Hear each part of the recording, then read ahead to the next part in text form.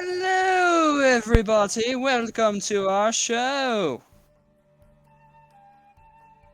This sounds like VeggieTales to me. You sound like Mrs. Doubtfire. Boom, boom. Well, hello! That's another Hello, dear. Or Mr. Hanky. Hi. Wow! Cream in your sugar now. Whoa. This took a turn. All right, everybody. How's everybody doing today? Tired. I laughed myself into a heart attack. Wow, and you're still alive. Preston. Those can handbooks, confirm. man. Those Yeah. handbooks. Hardcover handbook. It was basically an apples to apples game. Yes. Just in case anyone ever bothers to check the public notes in the campaign menu, I did add Cult of the Dragon and Vanna at the bottom of the list, and I had updated Thunder Tree and Dragon Barrow towards the top of the list. Didn't realize that it existed. Sorry. Just in You case. didn't know that it's been there. Yep. Yeah. I think most of it's pretty up to date. There are some things that I might have to go back and look at, some things that have been uncovered where at the time they were created, they were still a mystery. But I think everything is pretty updated. But it should be everything that you guys should know. So if the player ever forgets, the character will remind you by looking at the notes. Gotcha. Alrighty then. Time for the recap. Please tell me this is the right one. If it didn't say, but I will be oops set. Oh, it is. Okay, cool. When we last saw our adventurers, they were investigating the old wizard tower and the magically warded door, seeking answers to the disappearance of Mahi's brothers Okrin and his allies, a potential component for Pythavin's cure via green dragon blood, and Vanna, their new Eladrin friend, previously saved from a group of cultists, finding means of returning to her home in the Feywild. Frustrated with the inability to break through the ward, the party decides on their next course of action. With dissenting opinions all around, Tor takes a rock she'd been carrying since the Dwarven excavation site, and commenting on Angelo's keen interests in Tamora, she asserts that the group should write down their choices on the rock, and Angelo can roll it like a die to see which direction they should go. The various options included questioning Vanna on any more information she may have pertaining to the ward, giving up and returning back to Phandalin, heading back to the Dragon Barrow Mound to see if this wizard was actually buried there along with any key to the tower, finding Cragmaw Castle to search for Gundren. Remember that quest? Reach out to Corlin for assistance, and lastly, heading back to the Circle of Thunder for some divine answers. Pythavin. Angelo rolled and re-rolled, and the Circle of Thunder coming up as a clear choice for direction multiple times, prompting Pythavin to question its accuracy, and she rolling herself to once again yet reveal the circle as the answer. Decidedly, Tor and Angelo head outside the cottage to find Vanna and inform her of their decisions. However, down the road, more torchlight-wielding cultists approach from the south, led by a green dragonborn, later named Favrik. Tor and Angelo quickly disguise themselves into the cultist garb they had looted earlier and clumsily pretend to recapture Vanna as a means of swaying their new approachers. The cultists, aware of their intrusions, however, and seeing past the charade, invoke surrender from the group, which provokes Angelo and Tor to attack. The cultists, expecting resistance, react with slinging spells and paralyzing Angelo for most of the encounter while trying to take down Tor, who was able to resist their enchantments and counter back with her own spells. The remaining party members, hearing the sounds of battle, rush outside to join in and eventually surround the leader. In desperation, he revives two of the giant spider corpses to reinforce the opposition, but he eventually falls down to the repeated smiting of Mahi and chromatic fire from Tor. Tavith becoming enchanted at one point, but the spell ends up backfiring on the cultist who enchanted him, as Tavith chooses that caster himself as his target. As the remaining cultist attempts to charm or enchant and yield no significant results, They try to whittle down the party's health with some poison-based cantrips, but eventually the cultists do fall one by one. While the giant spiders continue to distract from the back lines, the last remaining cultist attempts to spare their leader from inevitable interrogation by Angelo with a healing potion. The Dragonborn gets up and allows escape. Angelo, having finally been released of his paralytical bindings, chases after the Dragonborn as he flees south down the road and headed east towards the town square.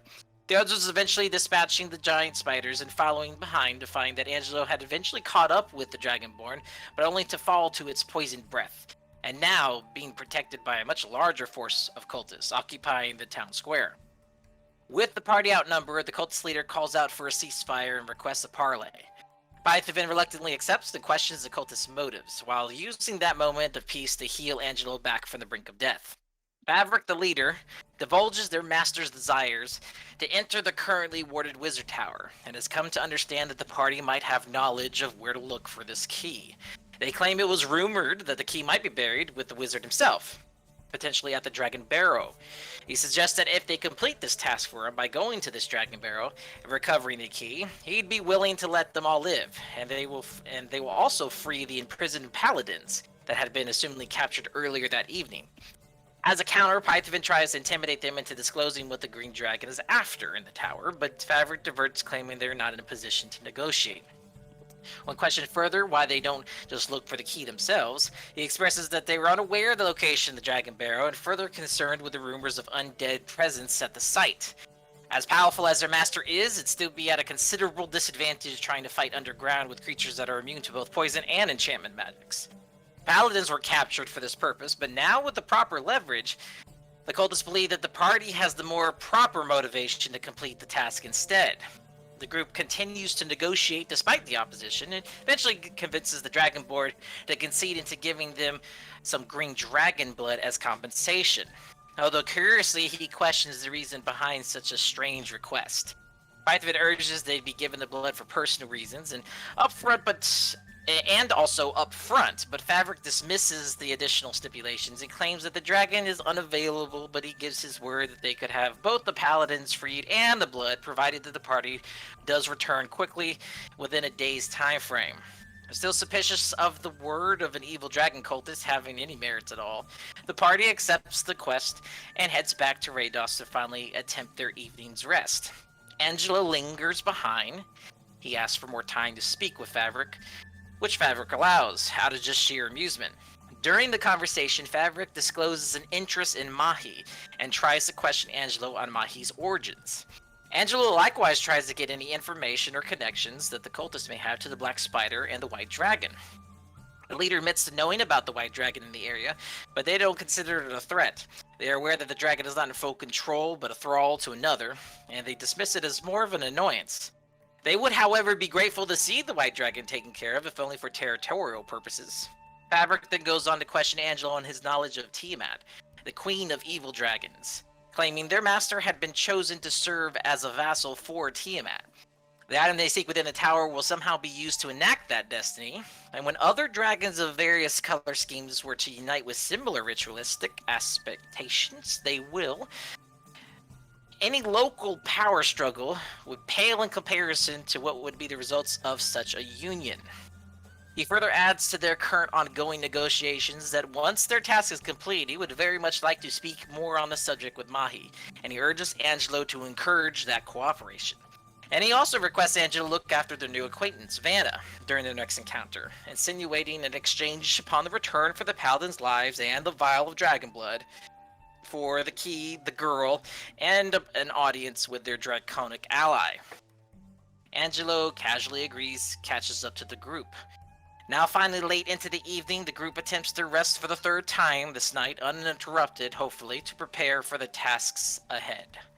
As we last left off, Mahi is currently in watch. Vanna had stepped out previously to go to the bathroom, and has returned to her corner, while the rest of the group is currently in long rest. And this is where we pick up this evening.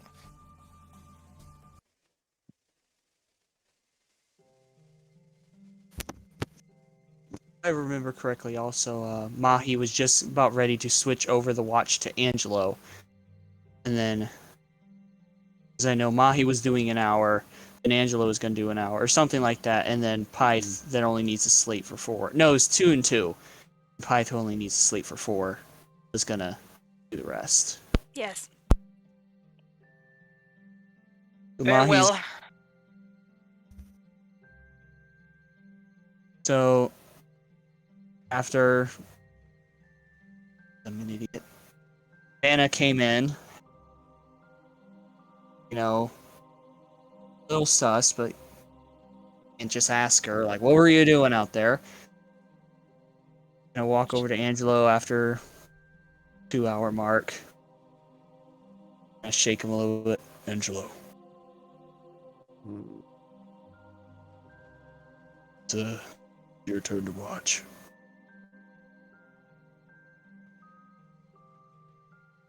All right. Angelo gets up, kind of stretches, and he leans up against the door right there. That's right, we have.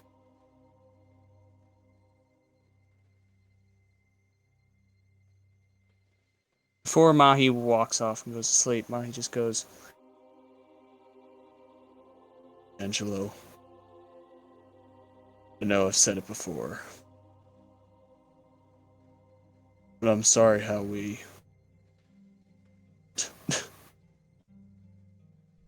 And I'll be honest, I was ready to punch your lights out,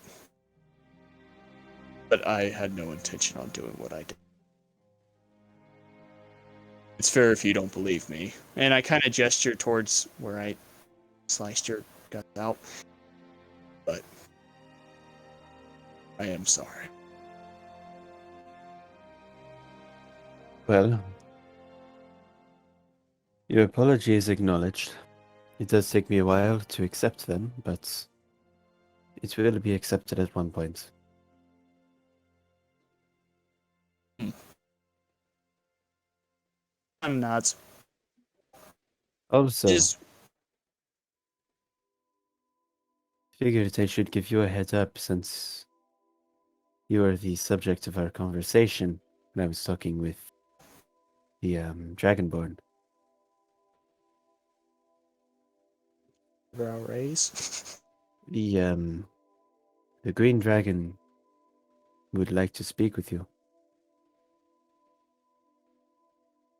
Oh, that's very interesting. Regarding Tiamat.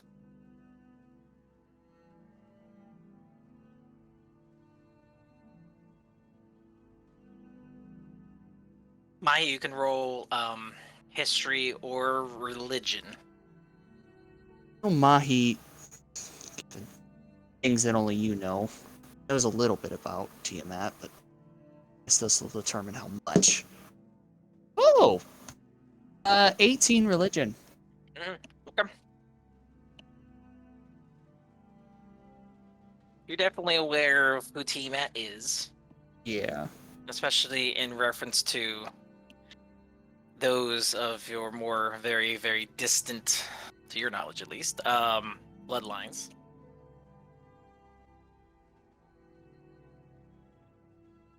I'm both curious and uncomfortable.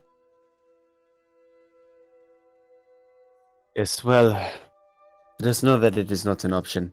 I already told them that you would do it. So, Thank you for offering my life and Volunteered.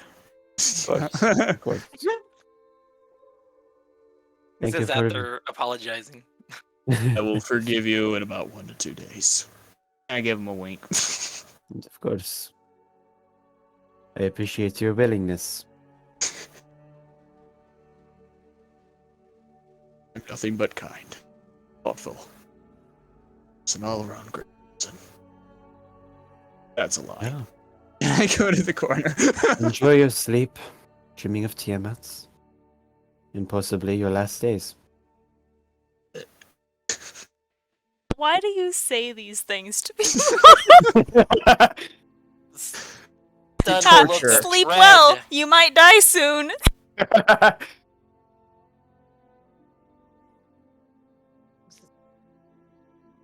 I just want to see something. I just want to see something. Ah, he's nervous. You can tell he's visibly uncomfortable. I rolled a 12 for deception. Natural one. Well, just know that you are slightly more tolerable than the other Dragonborn. Kind of puts his hand to his chest. My God, Angelo, that was the nicest thing you've ever said to me. Don't flatter yourself. I still hate you. I can still feel it. Right here. Right here. I'd kiss you if you weren't so darn ugly. I'm gonna go to my corner. I'd kiss you if you had lips. Alright, that's enough. That felt low. That really did. I almost choked on my blood. Oh no. And Mahi. so you kind of notice that Vanna's kind of sitting entranced in the corner, and she opens up like one eye and kind of looks back at you, and looks back at Mahi and kind of shaking her head. She's mumbling something.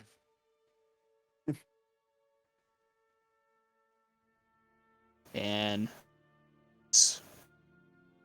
with, well, axe in hand, I am asleep. I'm trying to.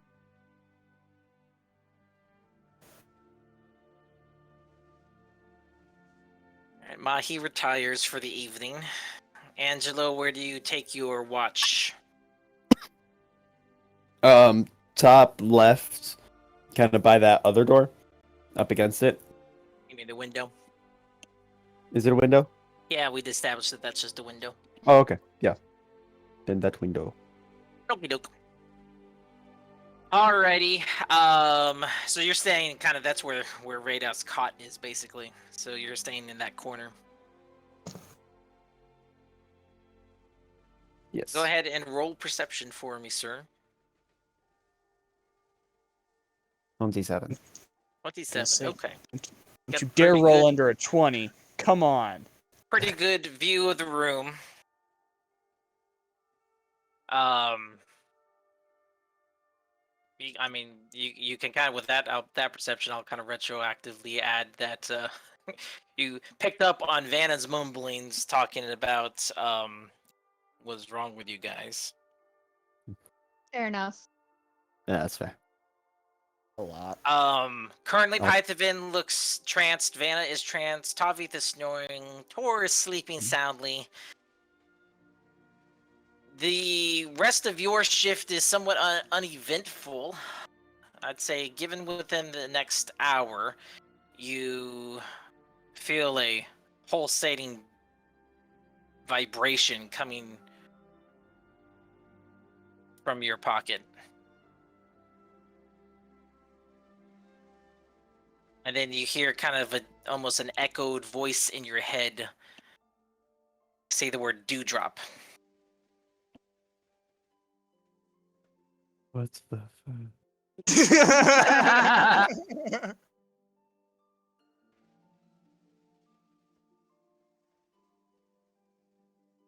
Alright.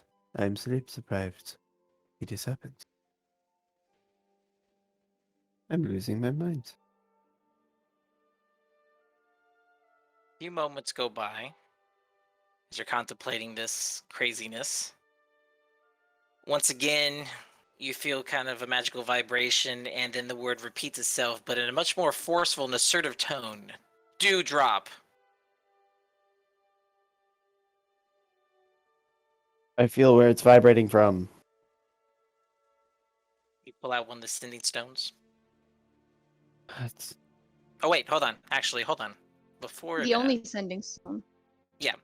just to clarify, you still have it, right? I can't remember, honestly.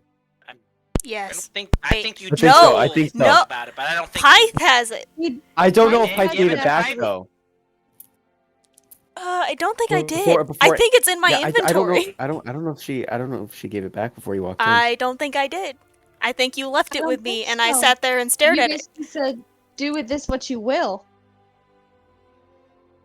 That's what I wanted to clarify, whether or not this was a Oof. telling or whether you actually still kept it. But you did give it to her. You gave I it to think Pi. so. I did give it to her. I forgot that she I'm didn't trying get to that. remind I to forgot remember that if also. that is the case, because I do know that you did exchange the rapier, but I don't know if you actually gave her the stone. I straight up, I Yes. have it in my inventory. Yep, she Okay. has it. Okay. Do we want, just for the purpose of this, do you want to retcon that, or do we want to leave it as is? I'll work around it either way.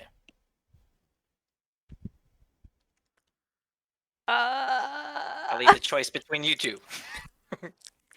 Fight, this is your problem. You took it. You kept it. Probably just leave it as it is, because that's Okay. how it went down. All right, no problem. Angelo, nothing happens to you at this point. You Oh, are fantastic. uneventful evening at this. I'm going to juncture. personally blame Angelo for whatever happens to me. The concept will still be the same. It'll just be definitely a different conversation. All right. Anything else you want to do, Angelo?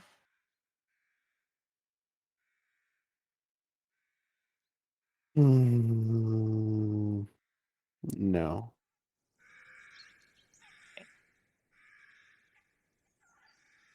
So be it. Who's next up on the waking up? Pi. Taking over. All right. So, Pythavin, you're going to get double whammied here. Oh boy. All right. So, prior to your finishing your trance, so this will be in the initial hours of your trance at this point. You've noticed just within the past night or so, especially that your trances have been somewhat obscured. You usually have kind of more of a singular focus, but in this particular cases, your mind tends to wander, and you've been seeing weird glimpses. Previously, the previous night, you had kind of almost a vision of an out of body experience or in someone else's body. Soaring through the clouds, seeing several other Pegasi riders of elven descent, and then waking up accordingly. Your mind kind of wanders to that. Did everyone leave the owlbear? No. No. Mm-mm. That's weird. Everybody is showing gone.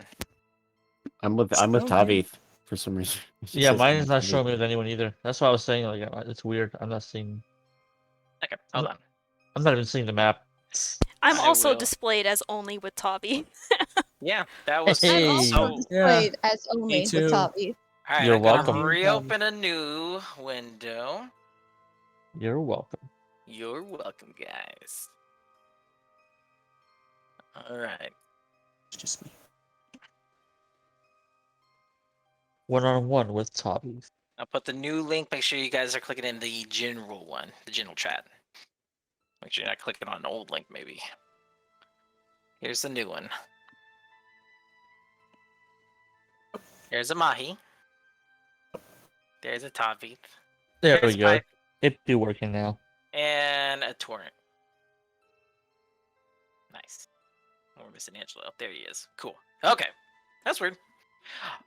All right. Where were we? So, Pythavin.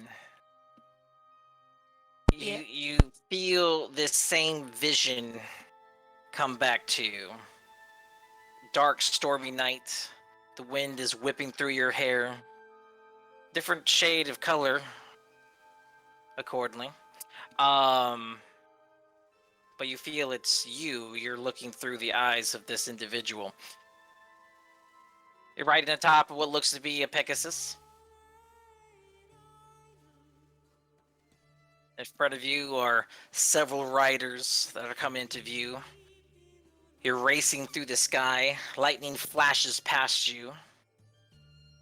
It always kind of comes to this same part where right before you get into view, kind of a lightning bolt kind of strikes right in front of you, kind of arcing your Pegasus upward, almost tilting you back as if you're going to fall, and then you usually come out of it. But This time, however, the trance completely blacks out.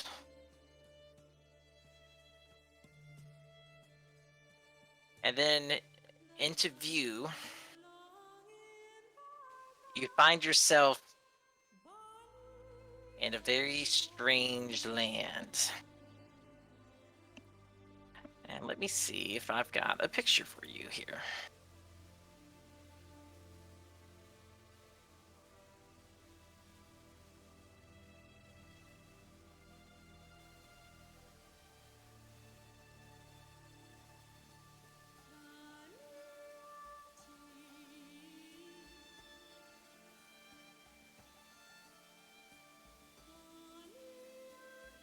There you go. So,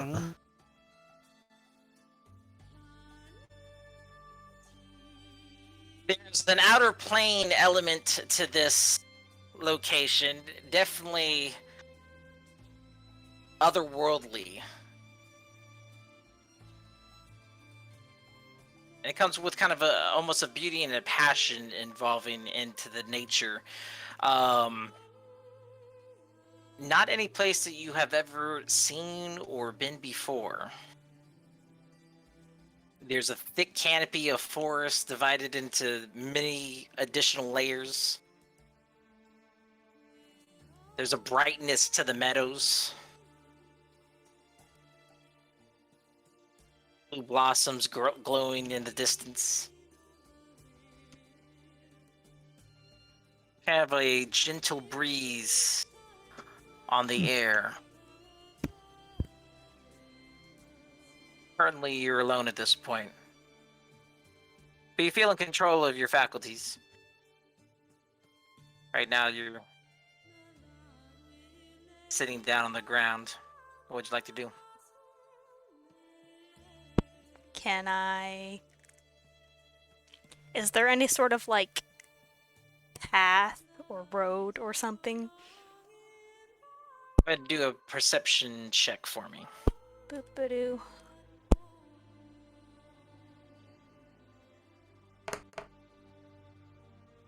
18. 18. Nothing that you can see per se. There doesn't seem to be any immediate sense of civilization in this area. You said I'm sitting?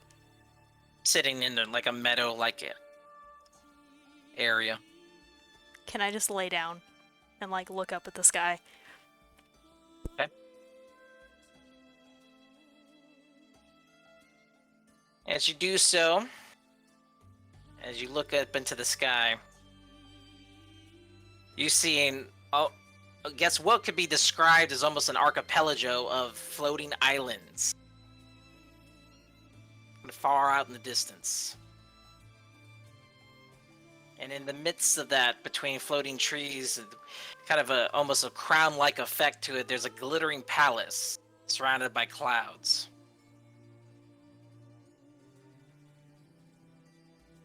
You see various winged creatures kind of almost flying to and fro from it. I mean, it looks miles and miles away from you into the sky. No discernible ability to reach it.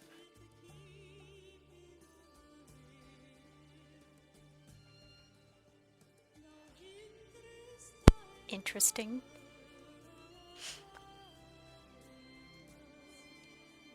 The wind kind of picks up a little bit as you lay there. The grass kind of weaves back and forth in the wind. You can see the bristling of trees from the forest down the way. There's what you can describe as almost like a sparkling sea on the other side of the forest range. You can see, and you're kind of in a somewhat of a higher plane, open meadow. So in more the valley aspect, so you've got a pretty good scope on how far you can see out there. I'm up, like, on top of a hill. Mm-hmm. Yeah, it's like a kind of a hill top meadow. So you have a pretty good range of where you are. But even still, as far as the items in the sky are, They just feel like almost just like looking up at the moon, so to speak.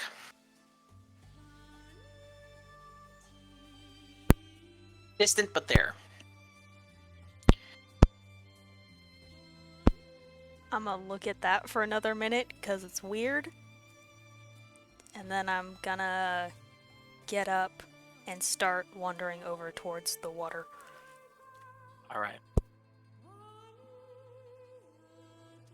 You kind of watch as some of the clouds parts a little bit from the sky as you kind of get up, look over towards the sparkling sea, dust yourself off, and start to trek in that direction. As you start to descend down the hill, another rush of wind, kind of this time more forceful, kind of blows past you and almost kind of turning you and spinning you around kind of quickly. You feel a little flutter of leaves kind of float by and circle about you, and then they float into the sky. As you take a look and spin and then look back into the sky, you watch as the clouds parting around the palace, floating well above you, and there is some kind of a white winged creature slowly descending, approaching your position. I kind of like look up at the creature and then like look around, and I'm just gonna kind of go down to one knee and just bow my head politely. As the creature gets closer, you can start to see some of its features, and it looks like a Pegasus, wings outstretched. There's a person riding atop of it. It's now probably about 60 feet in the air from you at this point, and it's starting to kind of downward spiral towards purposeful, not like necessarily it's crashing or anything, but like a purposeful kind of fluent downward Circling. spiral, encircling around your area, getting closer and closer.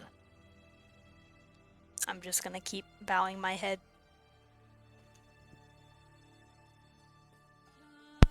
This point here, you kind of feel kind of an overarching shadow kind of loom over you, and you kind of hear the neighing of the Pegasus as it lands. It's about 10 feet from your position and starts to trot over to you. Right now your head is bowed, and so you can hear it, but you're not seeing it.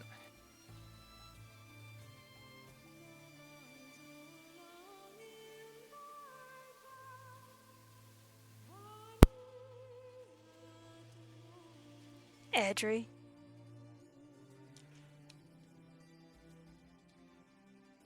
You look up. Like a little bit. Like I don't fully lift my head, but I kind of just enough to like glance up.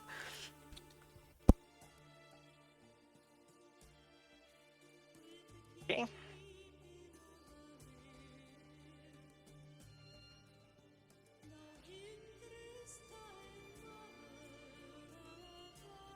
One second, I am going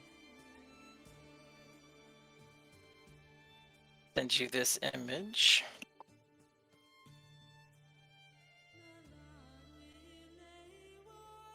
What does that mean?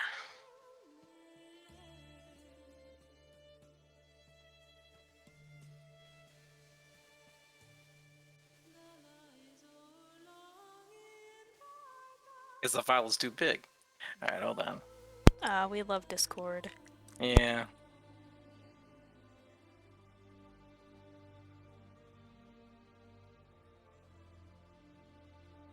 Oh, okay.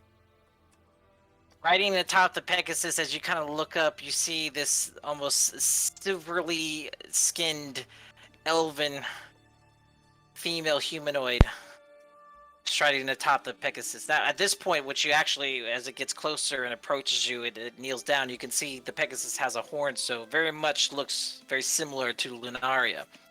So you suspect it's an alicorn, more specifically. The rider atop of it kind of circles around, trots around a little bit. You can kind of see the Elven Maiden herself has almost these silvery spectral wings that are currently folded behind her. She doesn't say anything. She just kind of looks down upon you as you kind of tilt your head. There's kind of an evanescent light kind of glowing around her.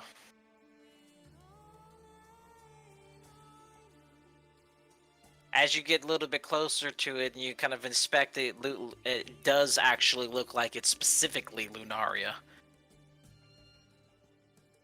But there's also an ethereal presence to the alicorn.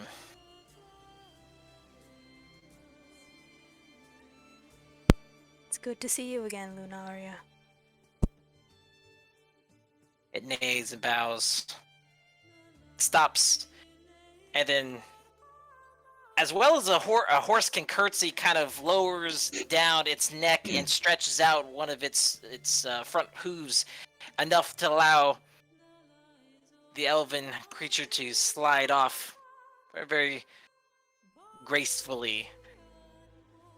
Not exactly landing on the ground though, but kind of hovering just a few inches above the grass.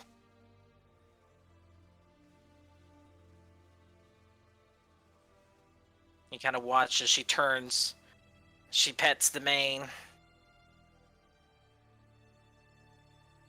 Lunaria kind of nods and then looks directly at her. You can kind of sense almost a conversation that is going on, but not verbally. Upper Maiden nods and then turns back to you. So this is her.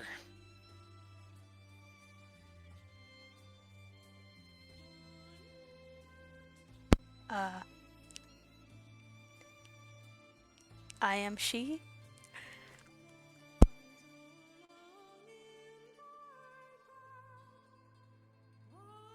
And how, little Pythavin, have you found yourself within my realm? You know, I'm not entirely sure. I tend to just end up places in my sleep these days.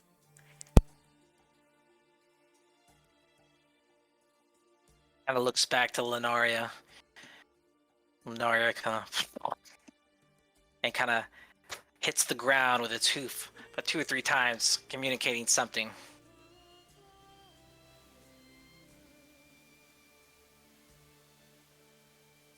Elven Maiden turns back to you. Do you know who I am? I have my suspicions, my lady. Do you know where you are? No, my lady.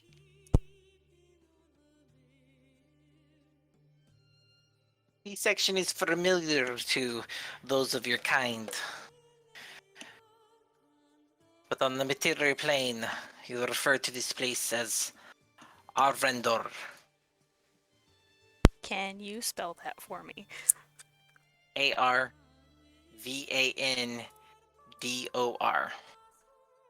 Do I know what the hell that is? Go ahead and roll religion or history. Okay, same Your stat. choice.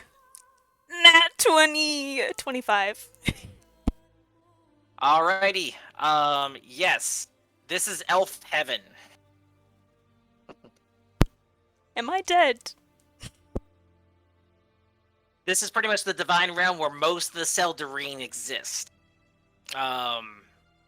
In fact, not in the too far distance, you kind of see the world tree.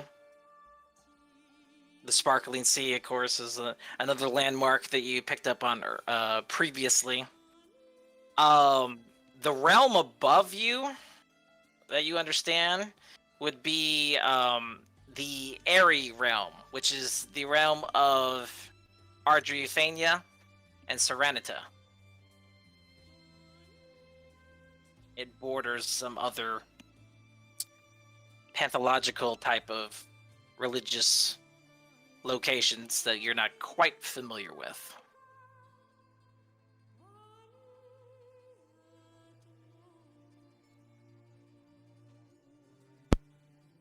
Am I dead? He laughs. Not yet, little one. Not yet. But it is very, very strange that you find yourself amongst many of your kind of forgotten, where their lineage belong to. Very interesting to see one of your kind to make their way back to your home.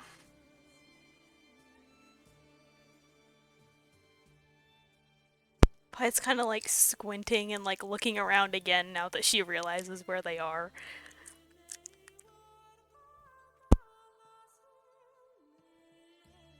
Kind of walks around you a little bit. She takes kind of a little tuft of your hair, kind of holds it in her palm,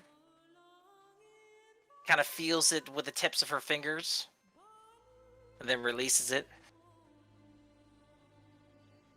No, not quite celestial yet, but given time. Wait, not quite celestial yet. What? I suspect, my dear, that your corporal form is still on the material plane. You've tapped into an ability to project your astral presence to this place. For how long, I cannot say.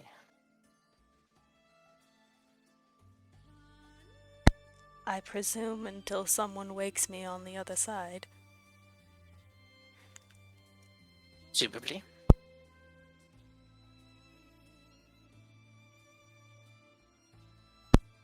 Are you? My lady, forgive me if this is ridiculous, but are you Edry? Oh, by many names. But those of your kind refer to me to such.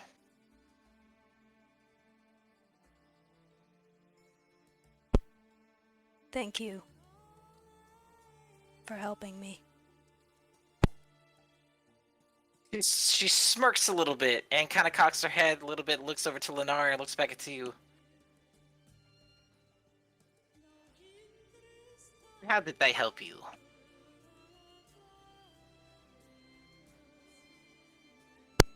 You gave me the strength to help my friends.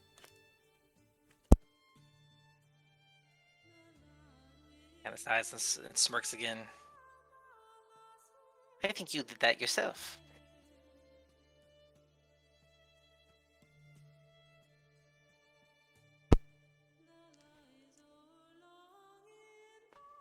Pite just kind of question mark face.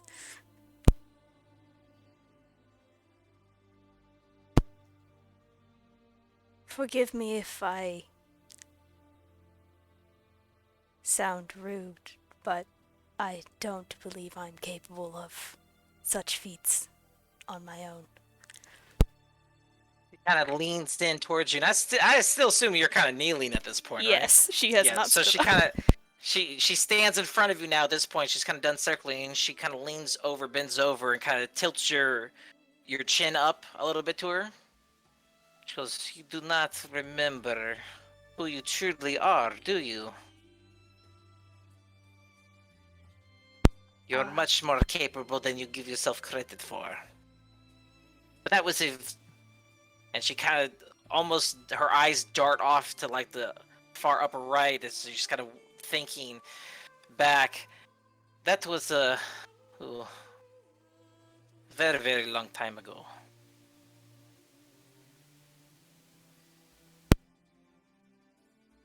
How long ago?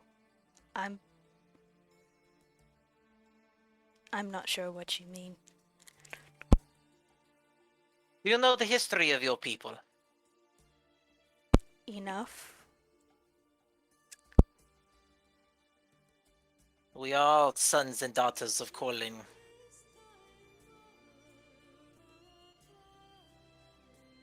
What you may not know, however, is that those of our kin and our lineage, our bloodlines, date back all the way to creation. Elven people truly never die. We're just reborn into new bodies. Though sometimes trances are ways for the soul to remember previous lives. You come from a very powerful line. Unfortunately, it seems that you are not ready to remember everything just yet.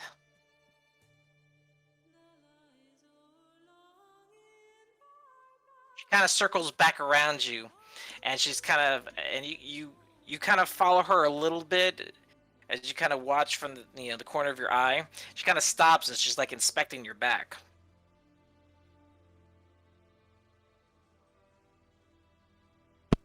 I was laying in the dirt. I'm sorry if I'm still a mess. Oh, no, no. Just considering the blandness of this new form you've chosen, or preferably was properly chosen for you.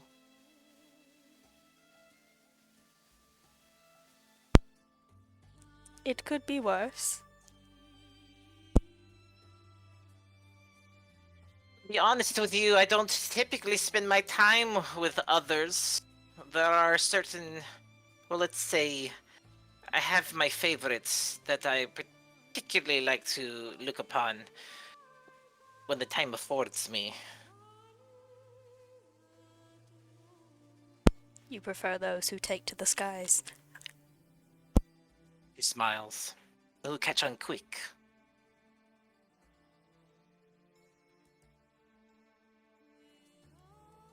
Are you insinuating that I should be able to fly?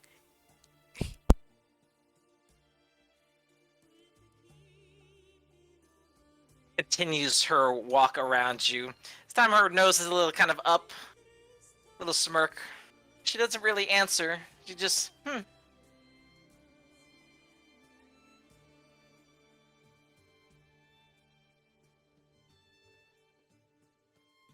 Pyth's at a loss. There's a whole lot of things happening.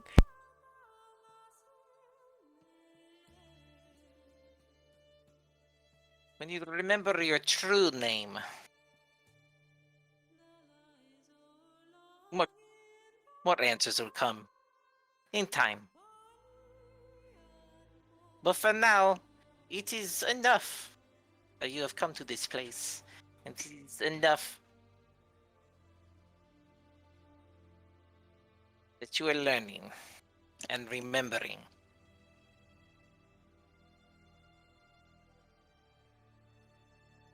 One day you will return to us.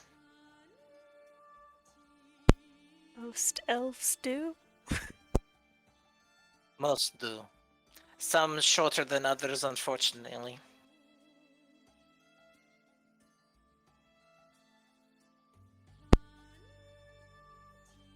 May I ask you a question? See, Is my family here? she drops her smirk.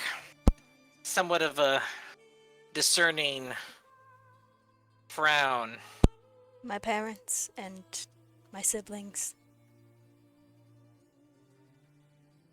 My grandmother.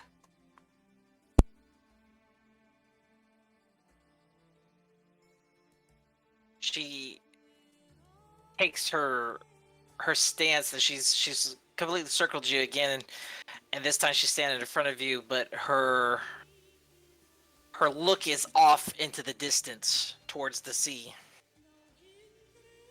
The wind kind of blows past, and you can kind of see her wings kind of ruffle a little bit and retain their composure. Wind slows down a little bit. She looks back at you. There are some of your line here, unfortunately.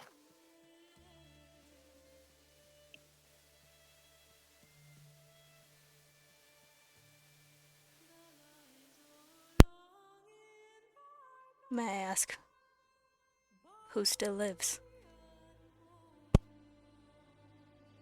Closes her eyes.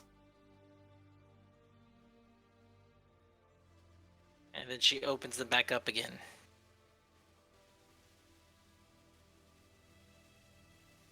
Tell me their names that you call.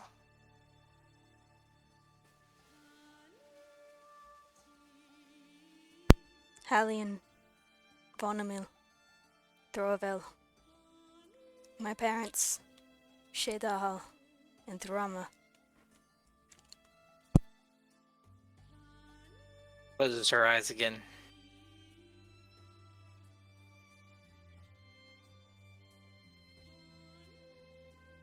There was a great tragedy in your world. Not too distant from your time. Time flows differently here, however.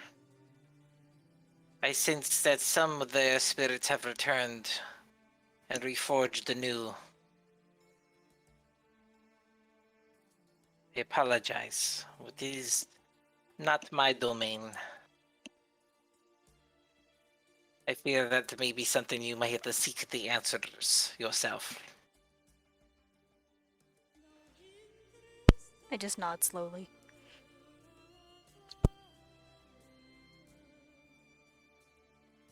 But do not fret, dear one. They are not alone. And you are not alone. I've personally seen you of interest and to see how you progress. In time you will remember your true self. And I welcome that day.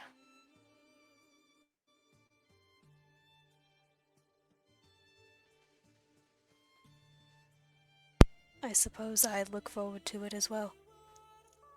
Indeed. Lunaria tells me that you have done a great service for one of my shrines, removing the taint of Talos. To the extent that I could. He's a bully.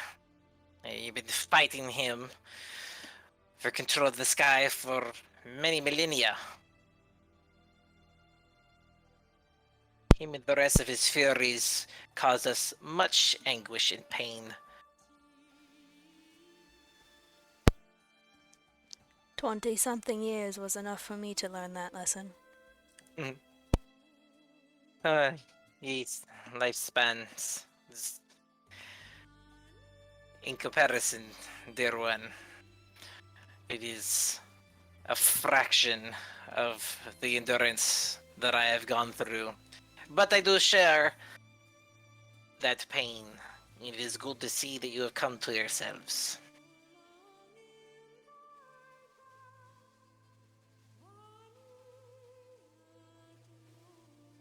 And she kind of stops and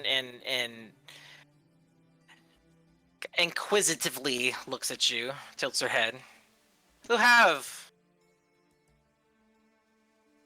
come to this realization, yes?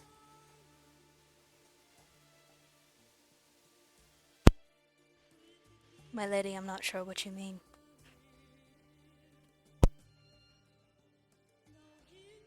Some of the reason that you're not fully aware of who you truly are because you are still holding things back.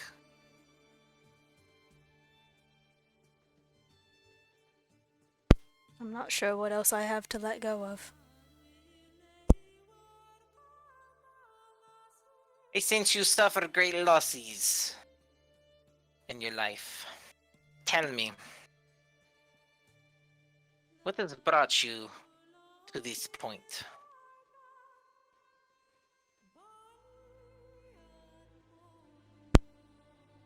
I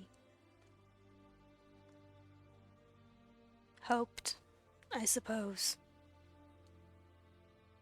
that I could bring back a loved one that I lost. A family? Not quite. I see. Again, not my particular domain in such cases. I wish I could dispense any more advice on the subject.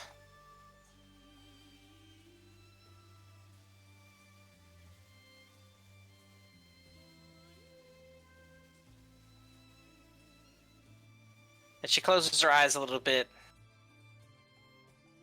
Kind of opens, but then back up again.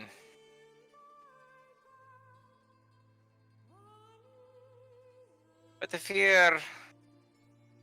Not that I fear, but I feel... Sorry, my accent. I feel that they are in a better place now. So I've been told.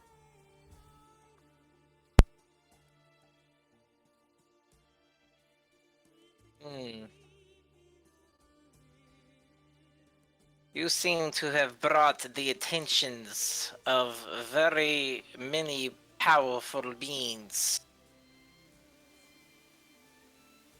in your struggle. I always did seem to find myself in the middle of every mess that I could.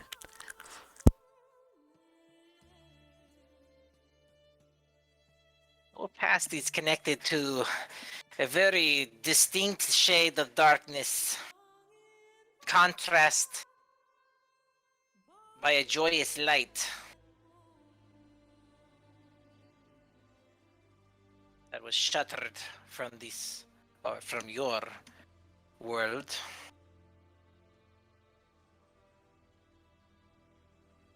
You seem to have been involved in machinations beyond your comprehension or even awareness. But I do sense that you are on the path to resolve such things.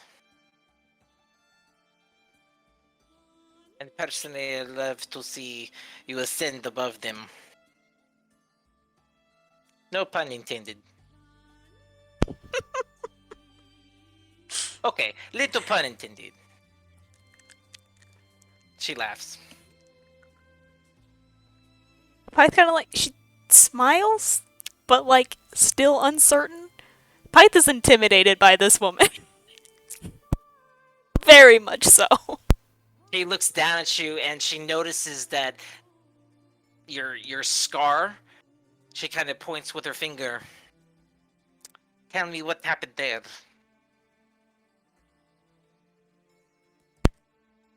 I worry that if I get too far into descriptions, I will use a certain amount of foul language, my lady.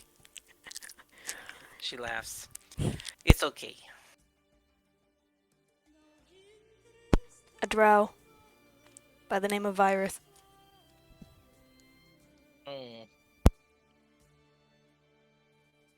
You could explain the shadowy essence.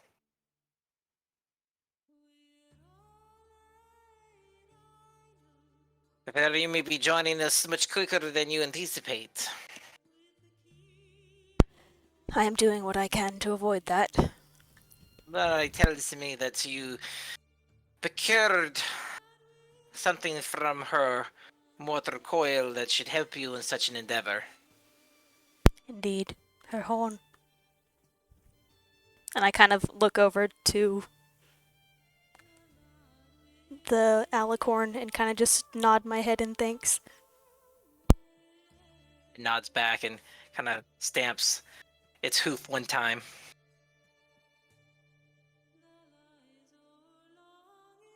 I trust that you will overcome such adversity, though.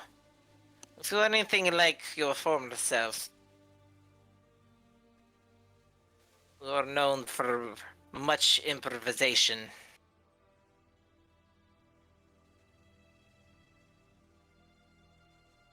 I suppose that depends on who you ask.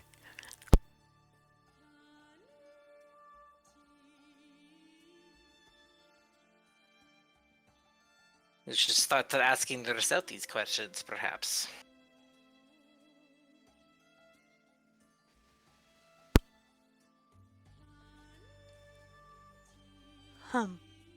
My interest is definitely piqued. I will say that I look forward to seeing how you progress, I have taken it upon myself to consider to assist you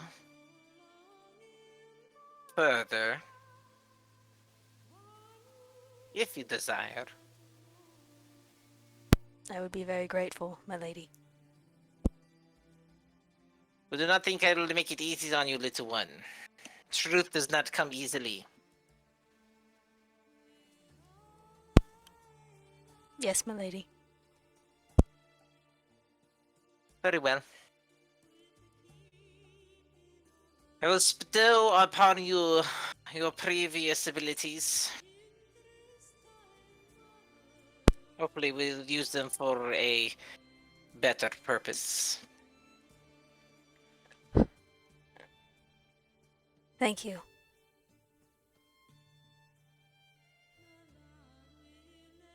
We'll see. Once you take care of your other little problem, she points back at your scar. That should be resolved quickly. And we shall see where your tail goes.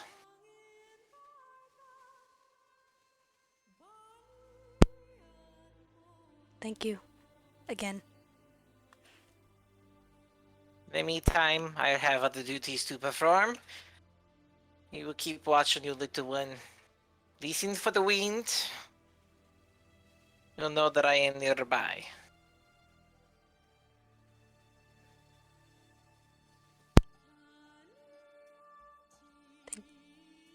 Like, she almost starts to say thank you again, but then realizes that she said it too many times and it feels awkward now, so she kind of just... Kind of just half, yeah, and start nodding.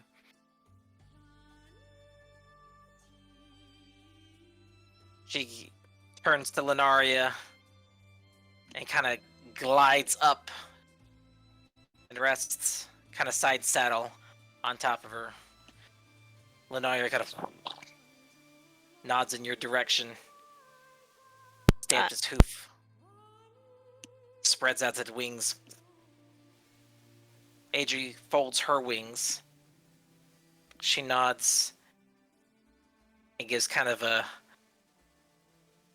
graceful gesture with her hand. See you again, little one. And Lenaria kind of flaps off the ground. And she starts to ascend in a recycled upward spiral up towards the floating islands above.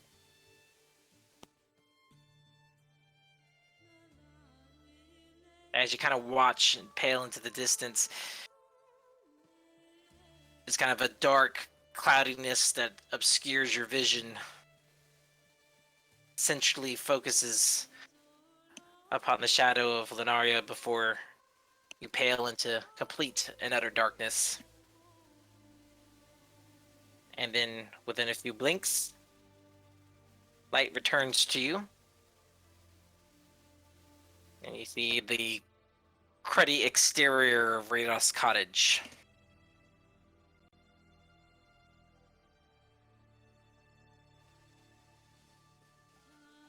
The renewed refreshing. You have re-unlocked all of your spell slots. Heck yeah! Cleric's back in action, baby!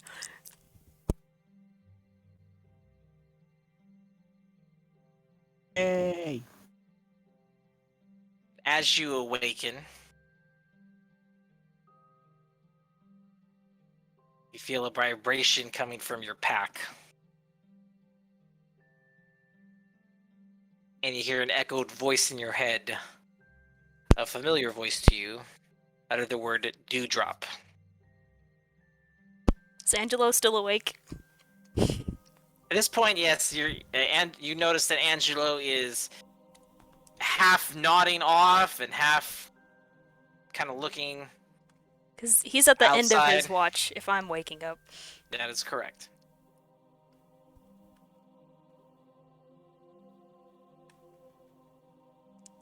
I'm gonna go look in my bag for what's making that sound feeling, I don't know, to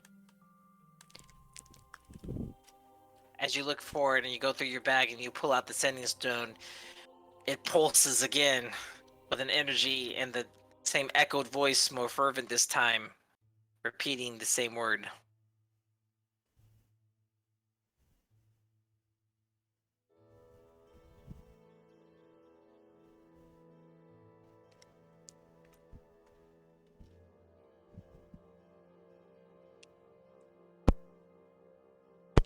Wait, how does this work?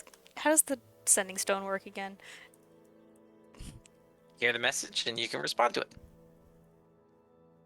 It's all in your head, of course.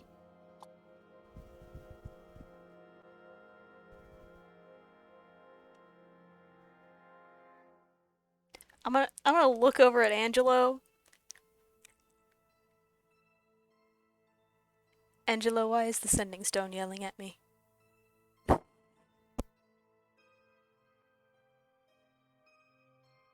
Now, what would make you think that I would know the answer to that question? Because from what I hear, gods are yelling at you.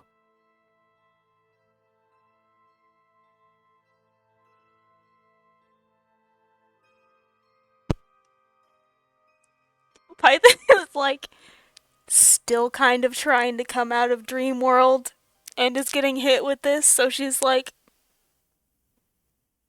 uh-huh. What's it saying?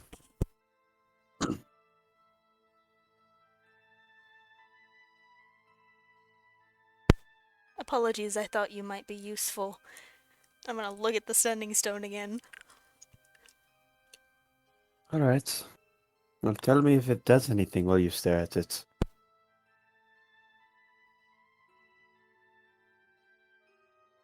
Now that ought to be useful.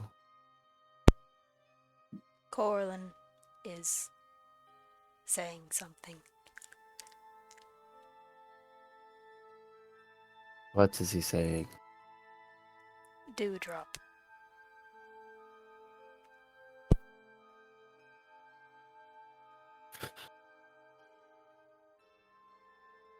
Alright. Angela's like, what am I supposed to do with that?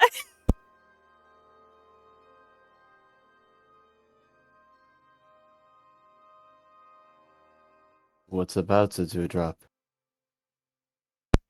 I don't know. Is it a code? That's what I'm asking you.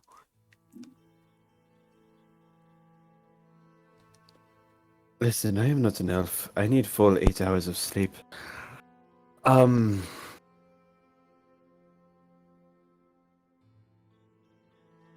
Let me think.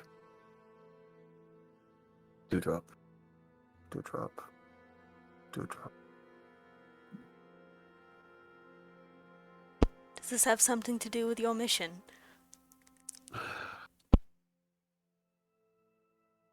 No.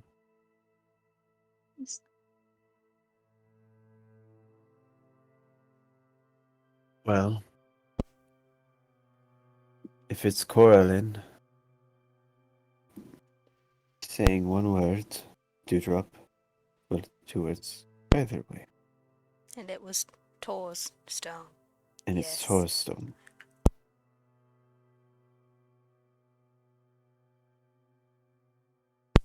Should I respond to him? No.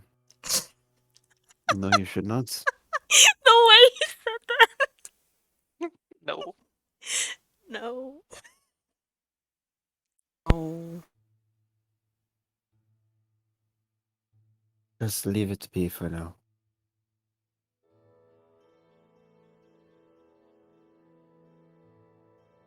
Quite frankly, you should probably give it back to Tor.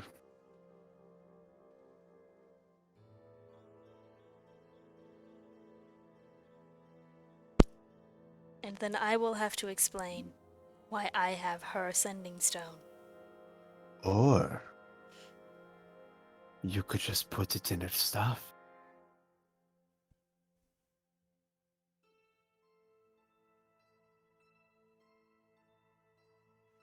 I'm gonna put the sending stone back in my own bag. Okay. You All watch right. as the magic around it kind of permeates and pulses a little bit. You hear no other voices, and eventually it goes dormant.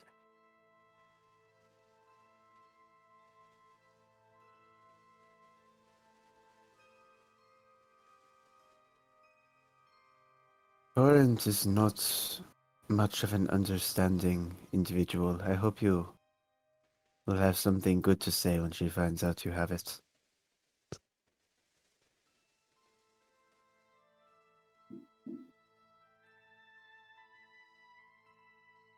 I'll come up with something.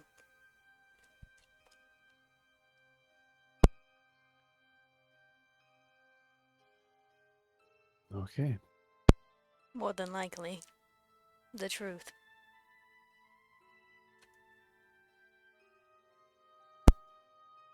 Now, why would you do that? Because I want to trust Tor. And I want her to trust me.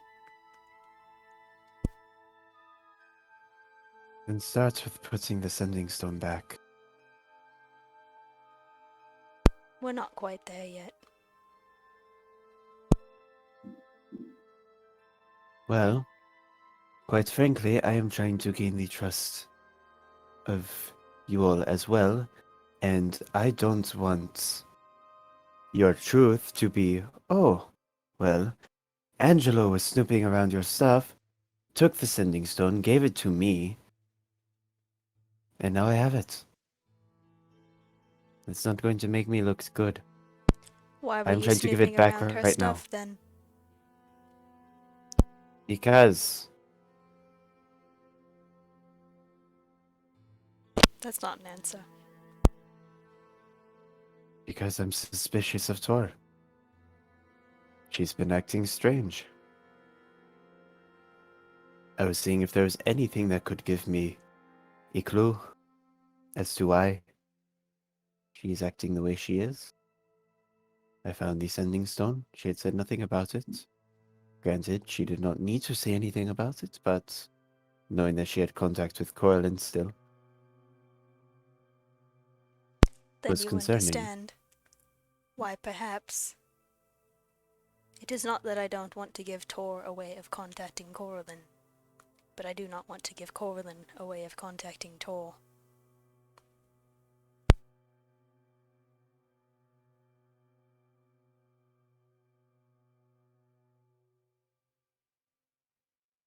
Well, My brother is a powerful wizard, and I do not trust him.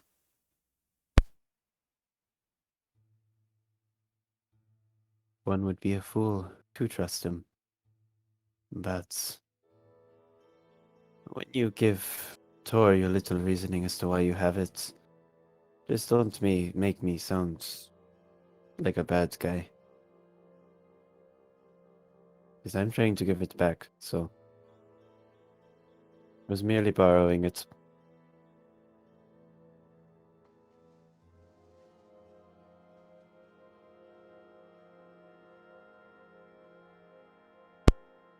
I will leave you out of it if I see fit to leave you out of it.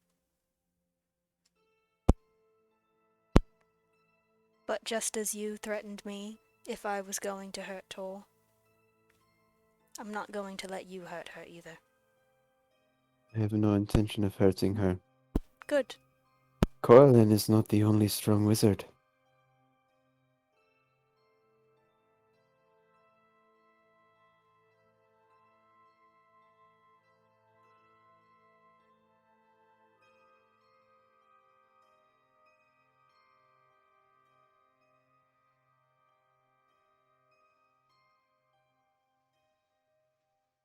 Is there another wizard I should know about?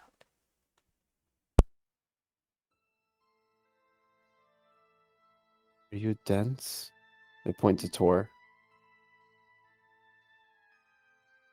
Even if I wanted to kill her, I don't think I could. Killing someone and hurting someone are not the same thing. I don't think I could hurt her if I tried. I think Physically you could. or emotionally.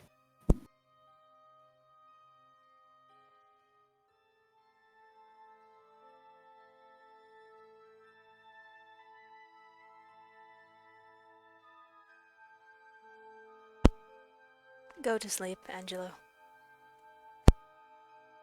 No, I'm awake now. Go to sleep.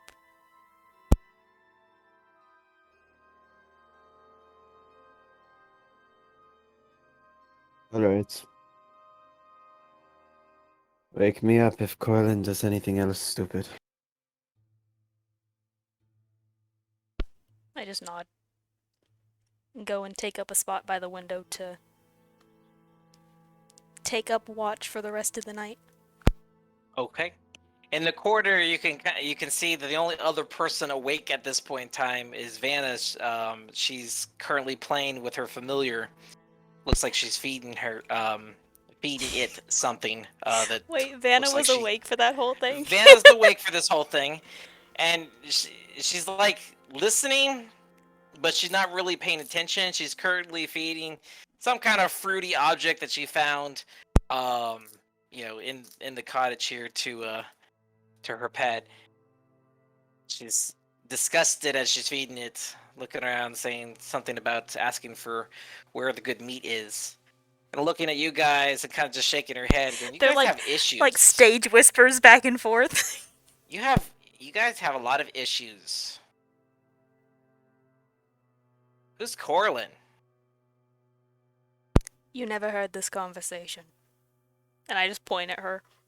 She kind of shrugs. Whatever.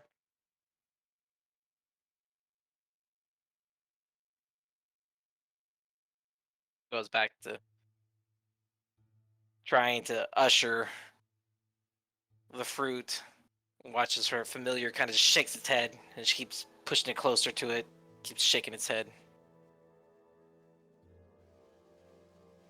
Lizards and reptiles really do keep brats like that.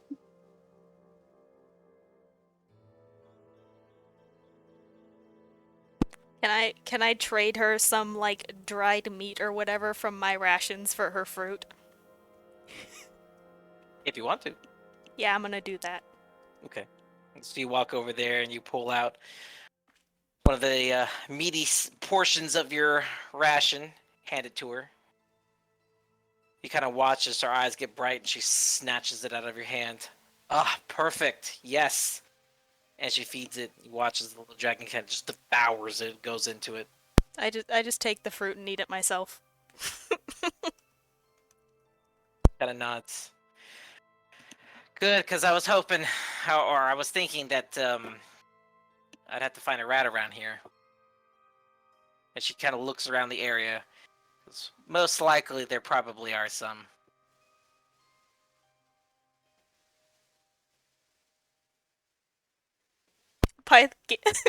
Pyth's gaze kind of slowly drifts over to Angelo, but she doesn't say anything, and then she looks back to Vanna. Yeah, Yes, okay. probably. You guys don't live here, right? Absolutely not. Okay, just making sure.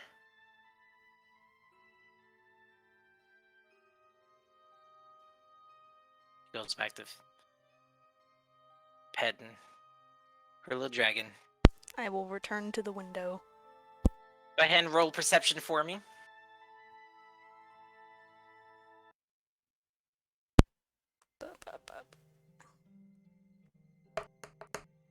That's a 19. 19, okay. Remainder of the night and into the early morning hours is uneventful for you, Pythavin, outside of what you have already transpired. What has already transpired, but Angelo, so you continue your long rest. Vanna, of course, is up during this time with you, because she's already tranced and refreshed. Is there anything that you want to do with her, roleplay-wise?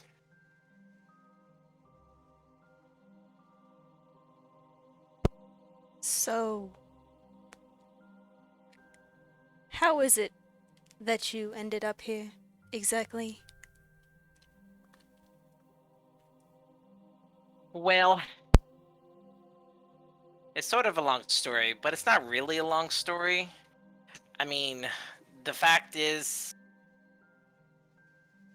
I just kind of walked into the wrong cave at the wrong time. Saw something shiny, figured I'd walk into it, and then realize that I can't go back. Kind of have a penchant for exploring. I should have left this one alone. Something shiny. And I would also like to do I believe what she's saying? Is she being straight with me? Vortex of green.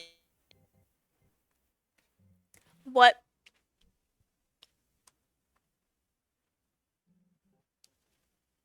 Hold on, hold on. What? Okay, I cut out for a second. What did you respond? Said it's when I something shiny, I mean the big swirling vortex of green energy.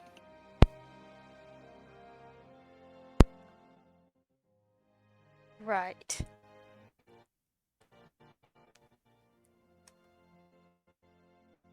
Can I insight check her?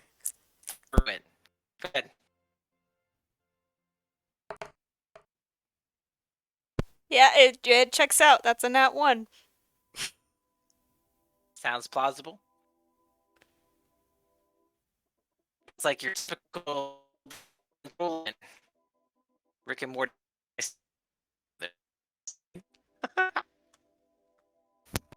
You're welcome.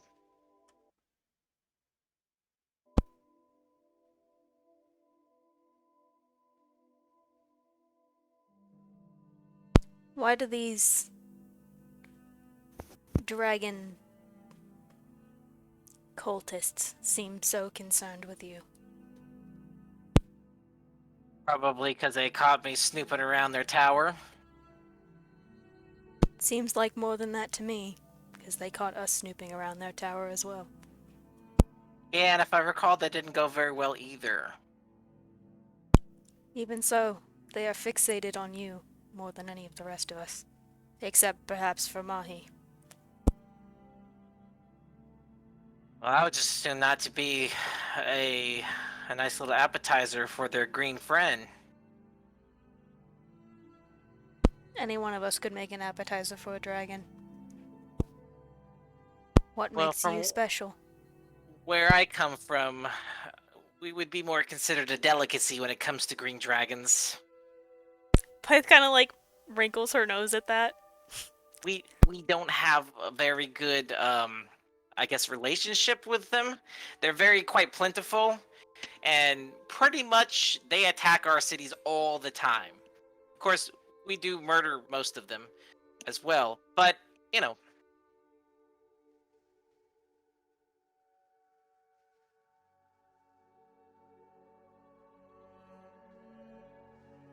I understand they're a little bit more rare on this side, as everything else seems to be blander and duller.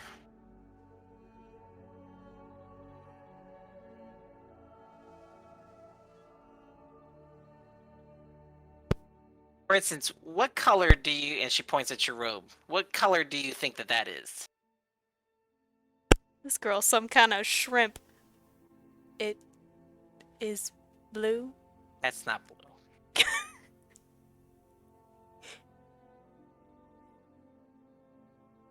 What would you call it then? Not blue. That's not an answer. I don't know if you could comprehend the answer. It's one of those things you have to be there to see it. Hard to describe. Do you not have a name for the color? We call it blue too. It just doesn't look like your blue does. Right. She kind of starts to kind of comb through her hair with her fingers. Like this. This would be green. Right. But in my world, the greens are totally different. And she kind of looks. She pulls a segment of her hair, kind of, and holds it in front of her with her hand. And she kind of sighs a little bit. Ugh.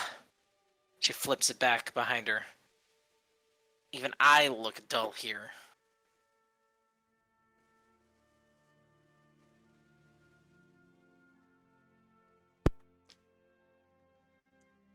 I'm not sure if I should disagree with you. But you Ever are. been to the Feywild? No.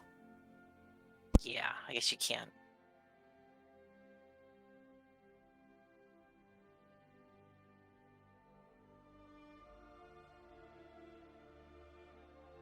You are very odd.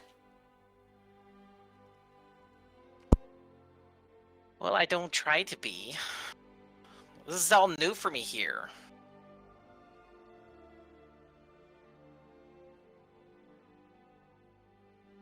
Pie's kind of just squinting at her. Like, does not know how to make conversation with this woman.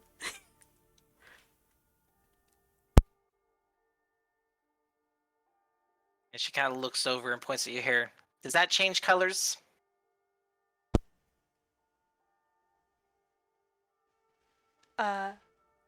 Not on its own. Well, not. And shrugs. Like, you don't have seasons here? We have seasons. And you choose to stay that way the whole time? Are you insulting me? No, I'm curious. I'm asking. I'm trying to figure out how this place works. Most people don't choose their appearance here. It seems boring. How do you stay one color all the time? Clearly, stay in one mood all the time. Dang. I like her. Got him. Jeez. Fights just got scalped. Wig Dude, snatched. get wrecked. You can tell. I mean, she's saying it with like with no admission of sarcasm to her knowledge. It's like this is just how she communicates. Like she's not aware that she's being offensive. Fight is just like.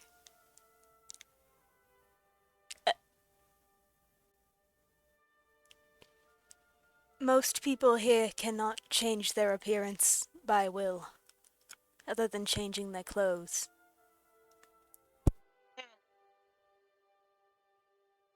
Very boring to me. Okay. Probably another reason that I want to get out of here. I hope this errand that we're running is worth it. Pyth kind of mutters to herself like, I am eager for you to get out of here as well. Do you stealth that? Yes. Okay, go ahead.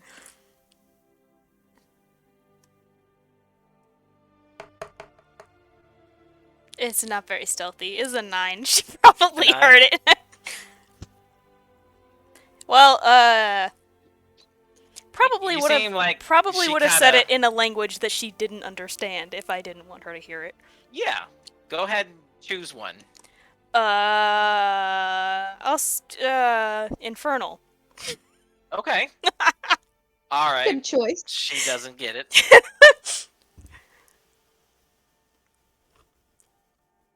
I was like, I have Elvish and Sylvan. I don't trust that she'll not speak those languages. It Yeah. feels wrong to insult someone in Celestial, so Yeah. Infernal it is. All right. So you grumble something kind of on your breath, and so she all right. One eye gets like real big. She kind of cocks her head. Are you okay? Are you choking on that fruit?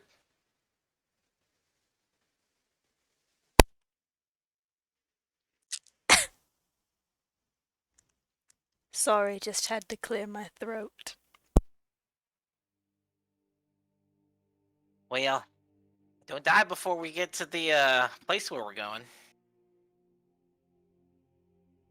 Oh, that's like a general thing. Don't die like at all, but definitely not before we get to where we're going.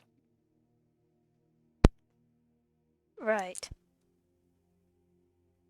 And at this point, I'm kind of like turning away to like be done with this conversation.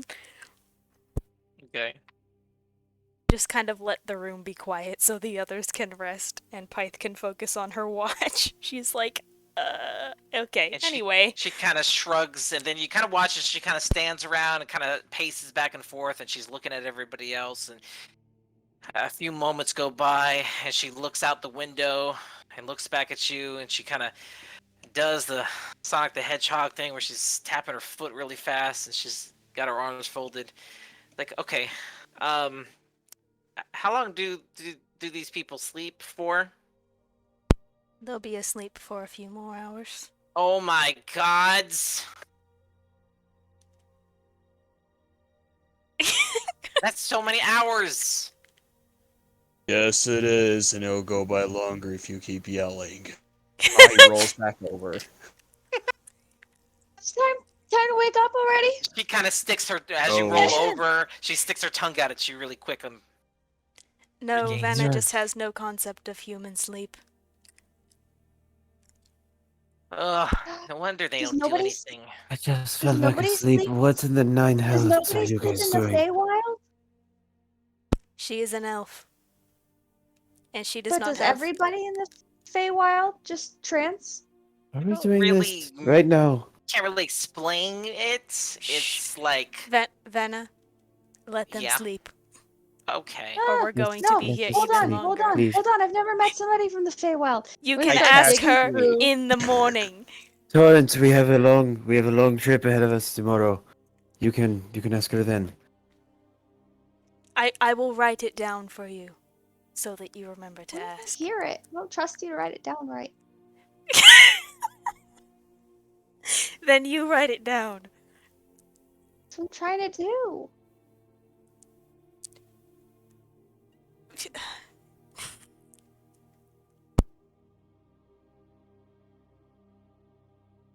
Vanna walks over to the window, and she just rests her arm on the windowsill and puts her head in her hand and leans into it and just but she kind of walks back over to you. And is it time yet? Vanna, I will tell you when it's time, and if you ask me again, or say another word that is not, oh no, someone's attacking us, I will personally hurt you. All right. It She kind of doesn't goes back mean to her. that. She kind of Don't walks, hurt saunters over to her Vanna. corner. Vanna's nice. Vanna's the only one of you who knows how to be nice. Just She slumps down on the ground, very kind of not stealthy at all, like she wants you guys to hear it. Very dramatic flop onto Very the ground. dramatic flop. Oh. Now let's all go to sleep. Her dragon kind of comes from behind her back and curls up in between her legs. It rests on her little overskirt. And she's kind of just stroking and petting and just staring at the rest of you. Angel's like laying face first on the floor.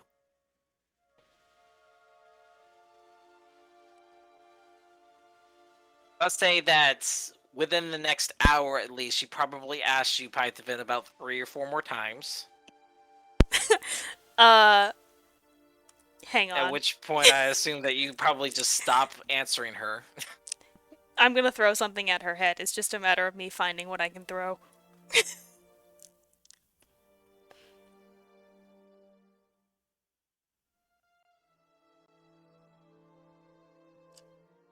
I don't have anything good for throwing. Give a dagger. Anything You have good a for stepping throwing stone. that's not violent. Javelin. Is there just like, can I find like some scrap of wood or something on the ground, like Is there literally like just an acorn laying Yeah. around that's not being used? Yeah, I'll say that. Yeah, the floor is like one of those restaurants where you eat peanuts and throw them on the ground. It's very much like acorns. that. Yeah, so you basically find some. Yeah, I'm broken just gonna acorn take it and like shells. throw it at her head. Stop asking. She doesn't really dodge it. It kind of splinters all over the place. And she's like, "Oh." She kind of rolls her eyes. I do this every night. How do you stand it? Usually I sit. So therefore, you don't stand it. Exactly. We're very punny tonight.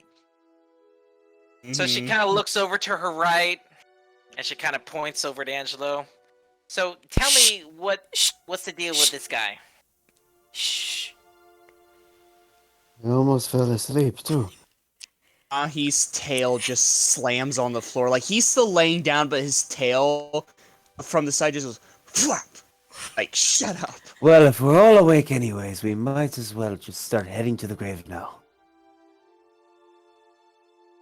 Mahi's not Fair even enough. in his sentinel position anymore. He's full on rolled over on his side. It's like being at that sleepover where that one Honestly, person honestly, walked I'm doing this wrong. Angelo's still face first. It sounds like this. Vanna, No. I have a little knife. Do you want to play with it? She kind of looks at you a little It's kind of like curious. Put a Happy Meal to Play with the knife? Like play how? I don't know. I mean, if you keep it closed, like in its case, uh, can your familiar play fetch? You are not playing fetch in the house with a dragon.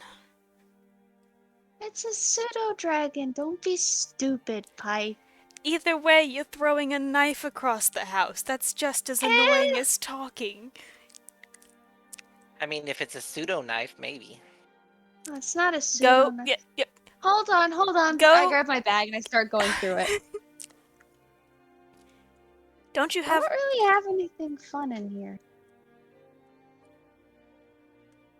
Oh, watch this. I'm gonna take out a piece of paper and I'm gonna make a paper airplane. Okay. Go ahead then, and roll a performance. Okay. 18. Okay. Make a very good facsimile of a paper airplane. Yeah, I mean, It's an it's not called that, obviously. And I'm Yeah. like, I know what that gonna is. toss it over to Vanna. And so she kind of like catches it in the air and crumbles it up, and then kind of opens the paper up, and she's like, blank. Yes. So now you gotta fold it back up how it was, and you can throw it at Pyth until we wake up. Rolled it like what? A triangle? Like how it was before you crumpled it. Well, it looked weird. Okay, hold on. I'm gonna go over by her. Tor, please. Too late. I'm gonna go over her. I'm gonna show her how to make a paper airplane. Okay, so you go ahead and start origami-ing the paper back into a similar plane shape that you know nothing of, but have studied Glider. It's like Some- based off of a bird. some aspects of gnomish It's gliders a that paper you have. bird. Yeah. Puts it back in her hand. It's just kind of like holds it up in the air, kind of darting it back and forward. Like, okay, so what? I just throw it? Like this, and I do the motion of like letting it go.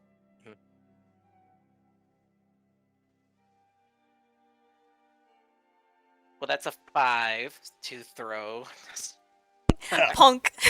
So you watch as she kind of throws it, and it arcs up and circles back, and punks right behind her. Huh. Well, you can practice. Here, I'll give you 2 more papers just in case something happens to yours. Yeah, Nightwing can fly a little bit better than Paper can. Yeah, but this will give you something to do for the next couple hours.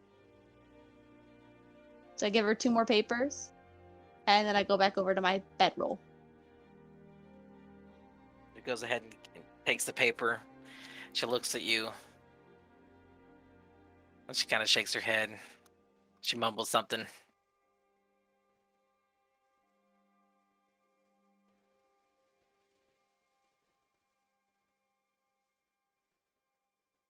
You can perceive it if you want to. I would like to perceive it. I would also like to perceive it. 14. A 14? A 19. Yes. Sounds like mumbling to you. Pythavin picks up on it. She says, "Ugh, these creatures don't understand what real flying is." Oh, poor creatures. Squint. Pyth is like, See- if I had You a know, I rode a Pegasus in my dream last night. Pyth is like, if I had a dime for every time tonight that someone told me that I should be able to fly but I can't, I would have 2 dimes, which There's isn't definitely much. a theme going on tonight. Yeah. Which isn't much, but it's weird that it happened twice.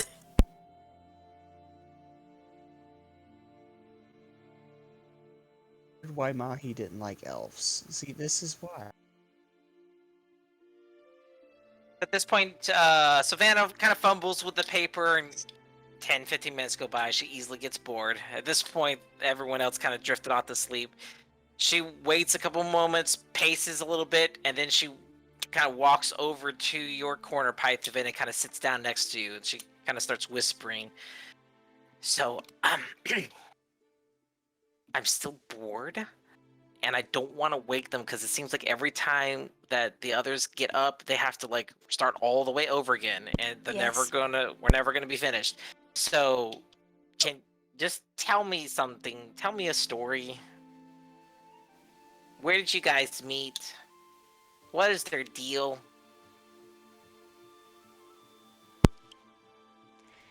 It's not sus at all. We met in a tavern in a place called... I just blanked on what it's called. Neverwinter. Neverwinter. Where's that? West of here. Hmm. And we've been... We were originally tasked with, and Pyth is whispering this for the record, we were originally tasked with protecting some supplies, but things very quickly got out of hand. And now we are trying to save the Sword Coast from complete annihilation at the hands of a drow who may or may not be using an alias. That is the short Okay. version. A drow? A drow Elf. doesn't sound very scary. They are elf-like. Elves from a land underneath ours. That sounds ugly. Well, It also doesn't sound very powerful. Why are you so worried about this drow? this one in particular has amassed quite a following, and is also the one that poisoned me. You're poisoned? Yes, that's why we need the dragon's blood. Oh. Wait a second. How is the dragon's blood going to help with your poison? Radoth, the Might make it worse.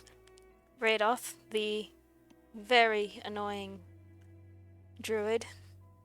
I mean, the weirdo outside that sleeps in the Yes. tree? Exactly. Looks like a squirrel? Uh-huh. He is skilled in nature magic and may be able to concoct something that can cure this poison. Oh. Dragon's blood is one of the ingredients. Interesting. I've only ever known dragon's blood to be made for poisons, not for cures. That sounds very... What's the word? Opposite? Well, some people say things have to get worse before they can get better, I suppose.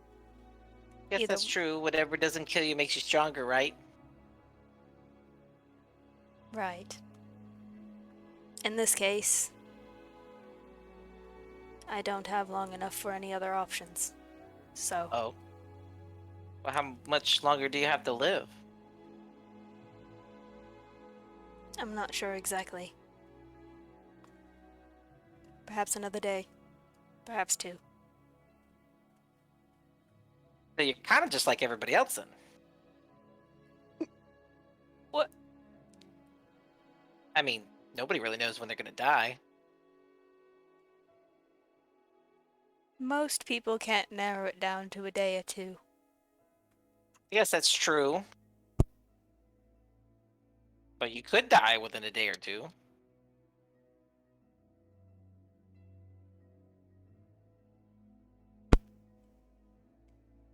Hopefully it's after we get to the tower. It's like really interested to see what's inside there. I heard they have really cool stuff, and I'm hoping one of those things will open a portal and take me back home.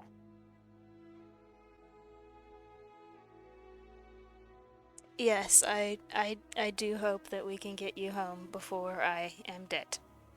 Hey, what's the deal with, and she points to Mahi. What's the deal with him? He kind of reminds me of Nightwing. Where does he come from? He comes from Helmshold.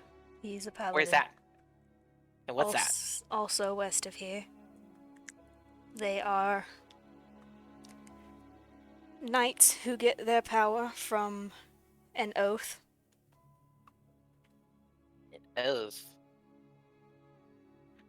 I suppose knight Oh. isn't the exact word. Champions. So Fighters. he knows those other guys that got captured earlier, right? Indeed.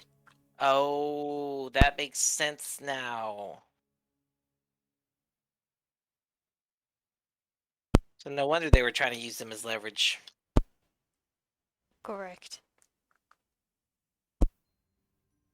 So, like, are they really good friends, or is it like part of his gang or whatever? Or Two of them, as far as I know, are strangers to him.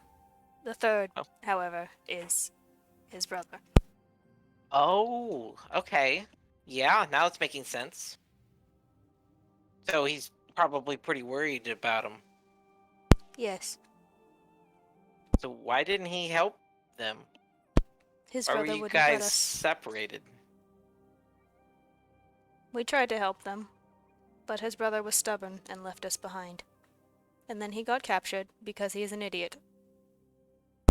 Yeah, that does seem pretty stupid to go against the Green Dragon. Going against a green dragon is one thing. Going against a green dragon as a group of three, who are apparently not that strong, is another. Yeah. Definitely, that's on the losing side of that equation there. That is what we tried to tell them. So, why try to save them then?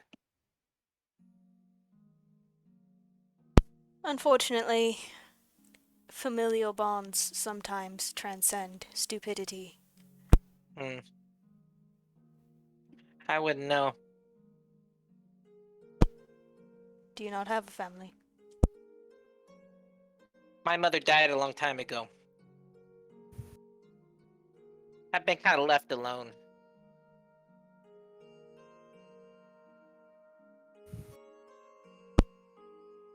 I'm sorry. I didn't really know her. The stories.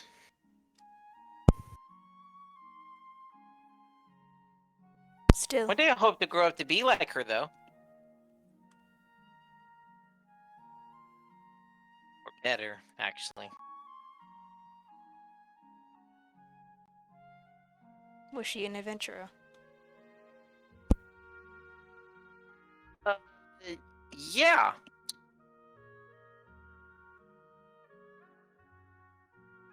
So you adventure because you want to be like she was. Right.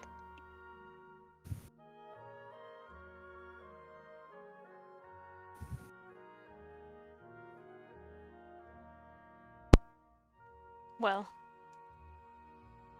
I would advise that once you get back to your own world, you find some companions to travel with. Definitely might possibly have helped in this particular situation. Maybe somebody on the other side could have reopened that door. I used to travel alone. What made you stop? I met these idiots. She kind of smiles. Uh-huh. And what, is that like, you just have a fondness for idiots? These ones. Specifically. Yes. What about the big dumb one that thought it was a good idea to chuck the skinny mustached one over that wall of thorns? He's kind of like a pet. I could see that. He has very little intelligence of his own, though he does occasionally impress us. He seems like he is good with taking orders. Good with taking orders is perhaps one way to put it. Sometimes people need more persuasions.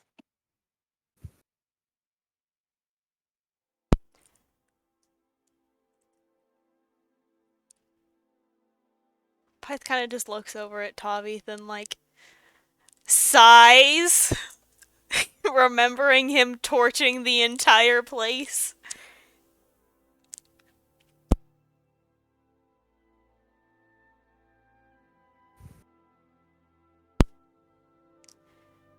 Well, if nothing else, he's good in a fight. He keeps the rest of us safe. Kind of smirks and kind of looks over to him, talking to you, but kind of not looking directly at you. Yeah, I know how to get people to do what I want sometimes. Little gift I have. What do you mean? Kind of looks back at you. Do you have any powers or abilities here on this side? I know that you like to swing that sharp metal thing around. I have my blade, yes. I have magic as well. Oh, cool. So do you know how to get in people's heads and make them see things they shouldn't?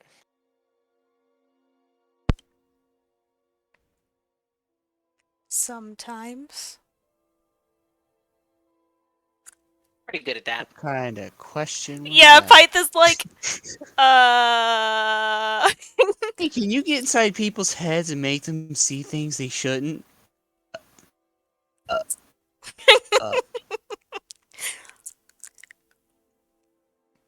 What do you have in your mouth?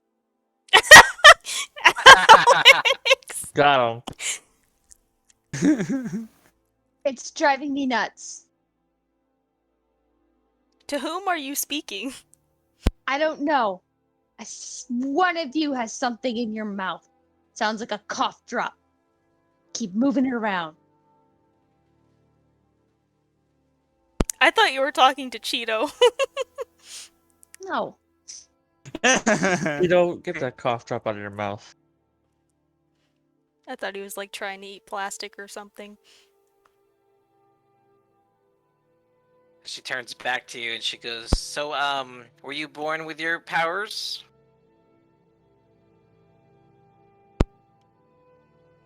I was born with an affinity towards certain abilities. Me too. I was not born with my powers, though. No. I've always been able to do it. Something about her blood. Do I understand the concept of a sorcerer? Go ahead and roll Arcana.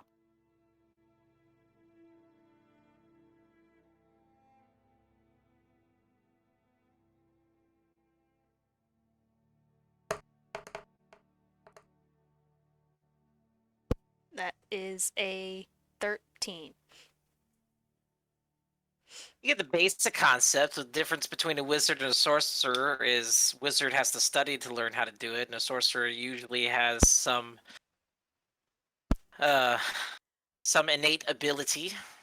They don't have to use a spell book or memorize or study or use components for the most part. It's all either accidental, born with it. They're basically mutants. So, considering my backstory, I would not be particularly fond of the concept of sorcerers. Got it. It's definitely on the opposite spectrum of your family history. Yes. How lucky. Yeah, you get that aspect of having to. Well, of course, you being a little bit different. Your family would definitely be more disdaining. You're not that necessarily um prone to the work ethic, I guess. In your case. Look, you don't need to call me You did out. sell your soul to an evil deity, more or less. Look, but it was specifically to avoid doing the work. Okay? Yes. So if I could have just been a sorcerer, That would be the easy way out, for sure.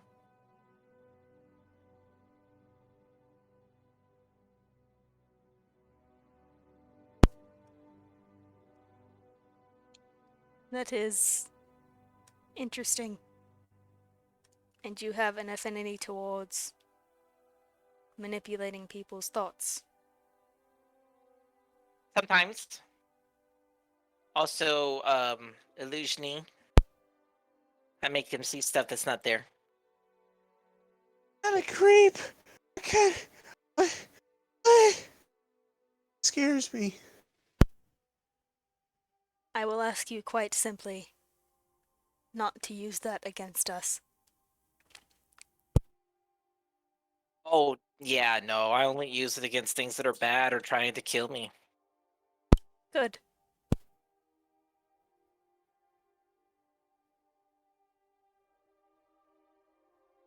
I have elemental stuff too. I've noticed. I like nature.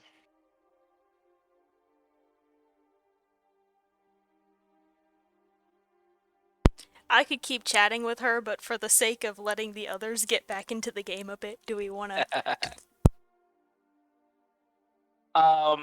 Let's just say that she asks about Tor at the tail end of this. Any particular things you want to say in reference to Tor? Tor is a skilled wizard, meaning that she also has magical abilities, but she's had to work Yeah, I for them. saw. She made the fireballs out of her hands. Yes. But like it was weird, it looked like all liquidy. It is unique, yes. She also looks wet all the time. Why is she sweaty? She is... I believe one way to refer to it would be plain touched. Not from my plane. No. Perhaps not. Some people of her kind have connections to genies and other magical creatures. Ooh, She has some innate ability associated with this. a genie? She is not a genie, but she is perhaps related to one. I don't know, I've never endeavored to ask. Is she, can she grant wishes? If you ask very nicely. Have to talk to her tomorrow then. Speaking of which, is it time yet? It's about dawn. Pyth kind of, like, glances at the window and, like, how long has it been? I'm guessing it's been about 2 hours at this point that Pyth has been harassed by Vanna. It's not quite there yet, and the rest of them are sleeping in to get their full long rest in.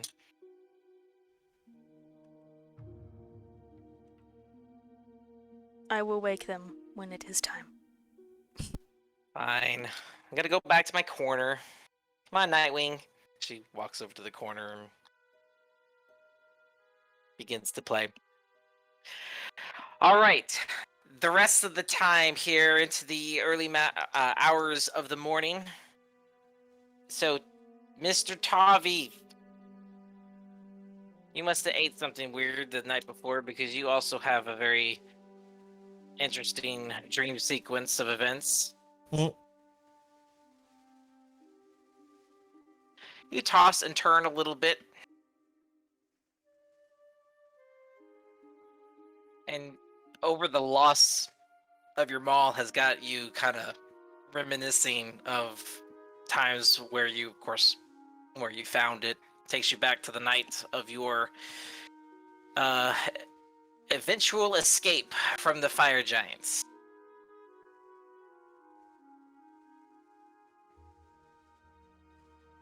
Hold on. There we go.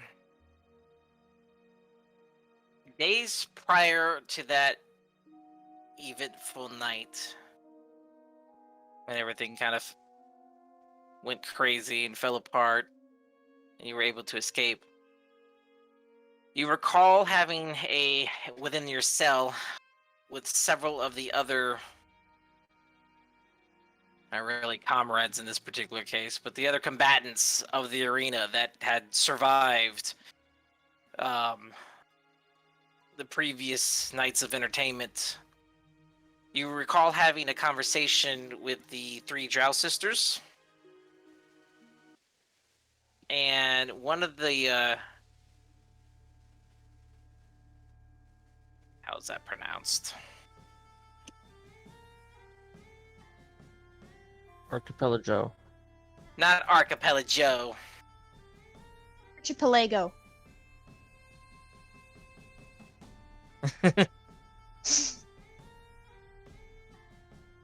Mama Legos. Yeah, it's a Duergar. Okay.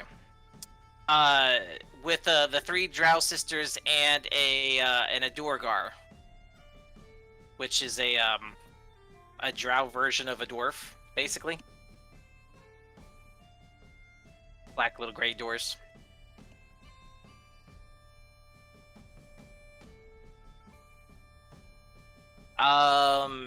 During this particular evening, you all are discussing your plans for escape. Every so often, you kind of, while you yourself weren't exactly involved in it, because you've been there the longest. So for the most part, you just kind of listened and just laughed because everyone always talked about escaping, but no one ever did. And if they tried, they got killed. So it never worked. You were kind of content to just spend the rest of your days, killing things and getting paid with food. But these people, they've survived, and so you were interested, and that they seemed competent. accordingly. And every so often, you would just kind of listen in on their conversations.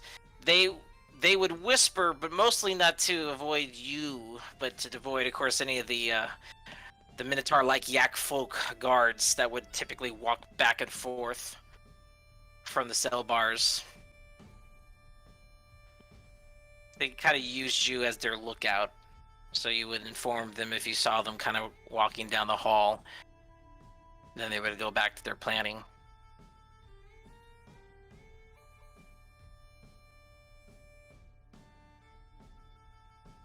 But one of the little Dwargar that was with them,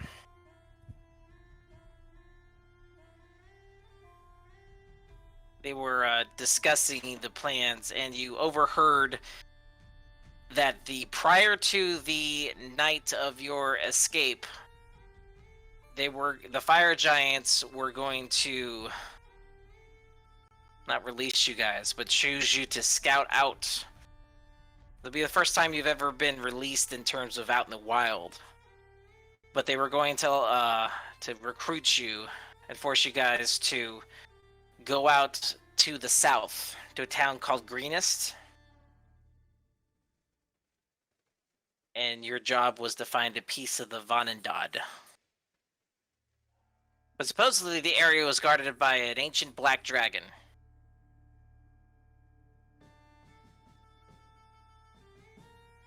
This was mostly the motivation for the others to escape prior to that, because essentially it was a suicide mission. But the giants didn't care.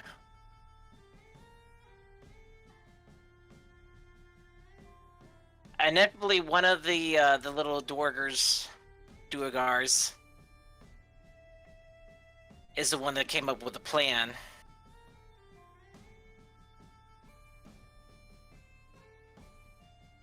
And the name just kind of comes back to memory. His name was Nesnar.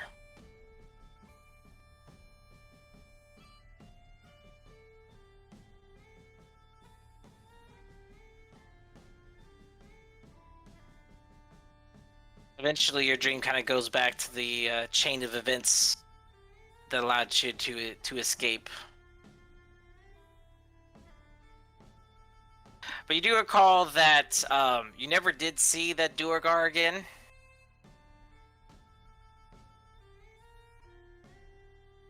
But you remember the strange hobgoblin that was the one who actually opened your cell up, which allowed you to escape with the others.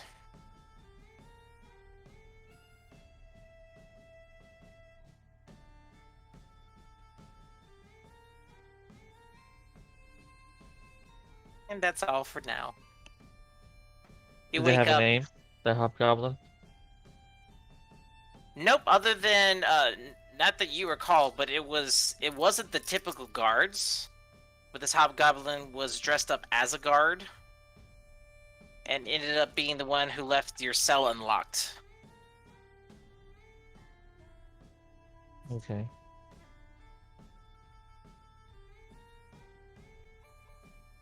At this point, only you and Virith were still in the cell. The other two sisters and the Duer guard were taken for prep work.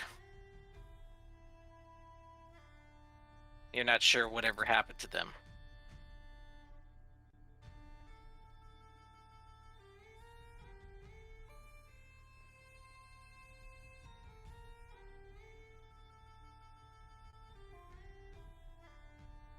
Eventually you wake up.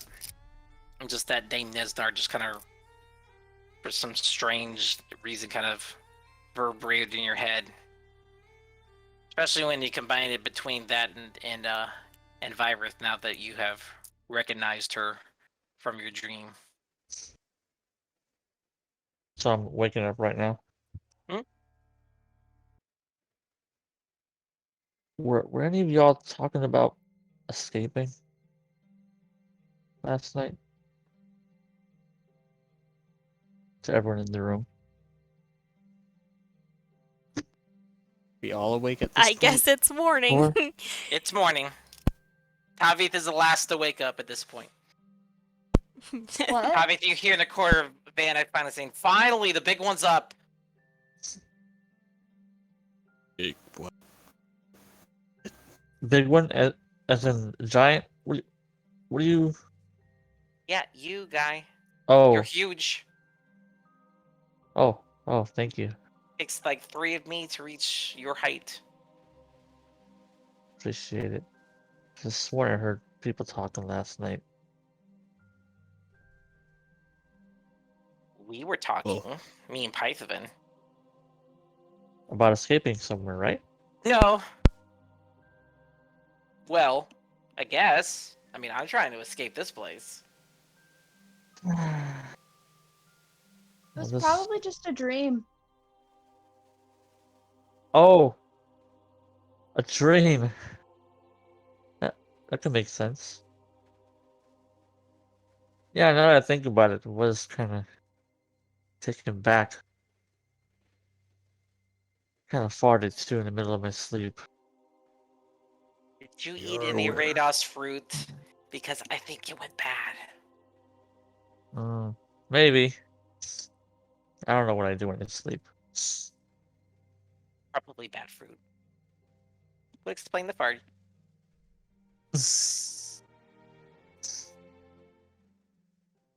Well, if we're. Never mind, I'm going back to bed. Angelo, get up!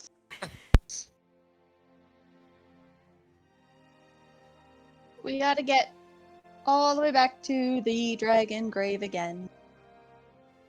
Okay. And Alright. I'll say for this purpose here, it's a good breaking point if you want to take a little break before Okie continuing. dokie. Sounds good. All right. Breaking at 5. Break.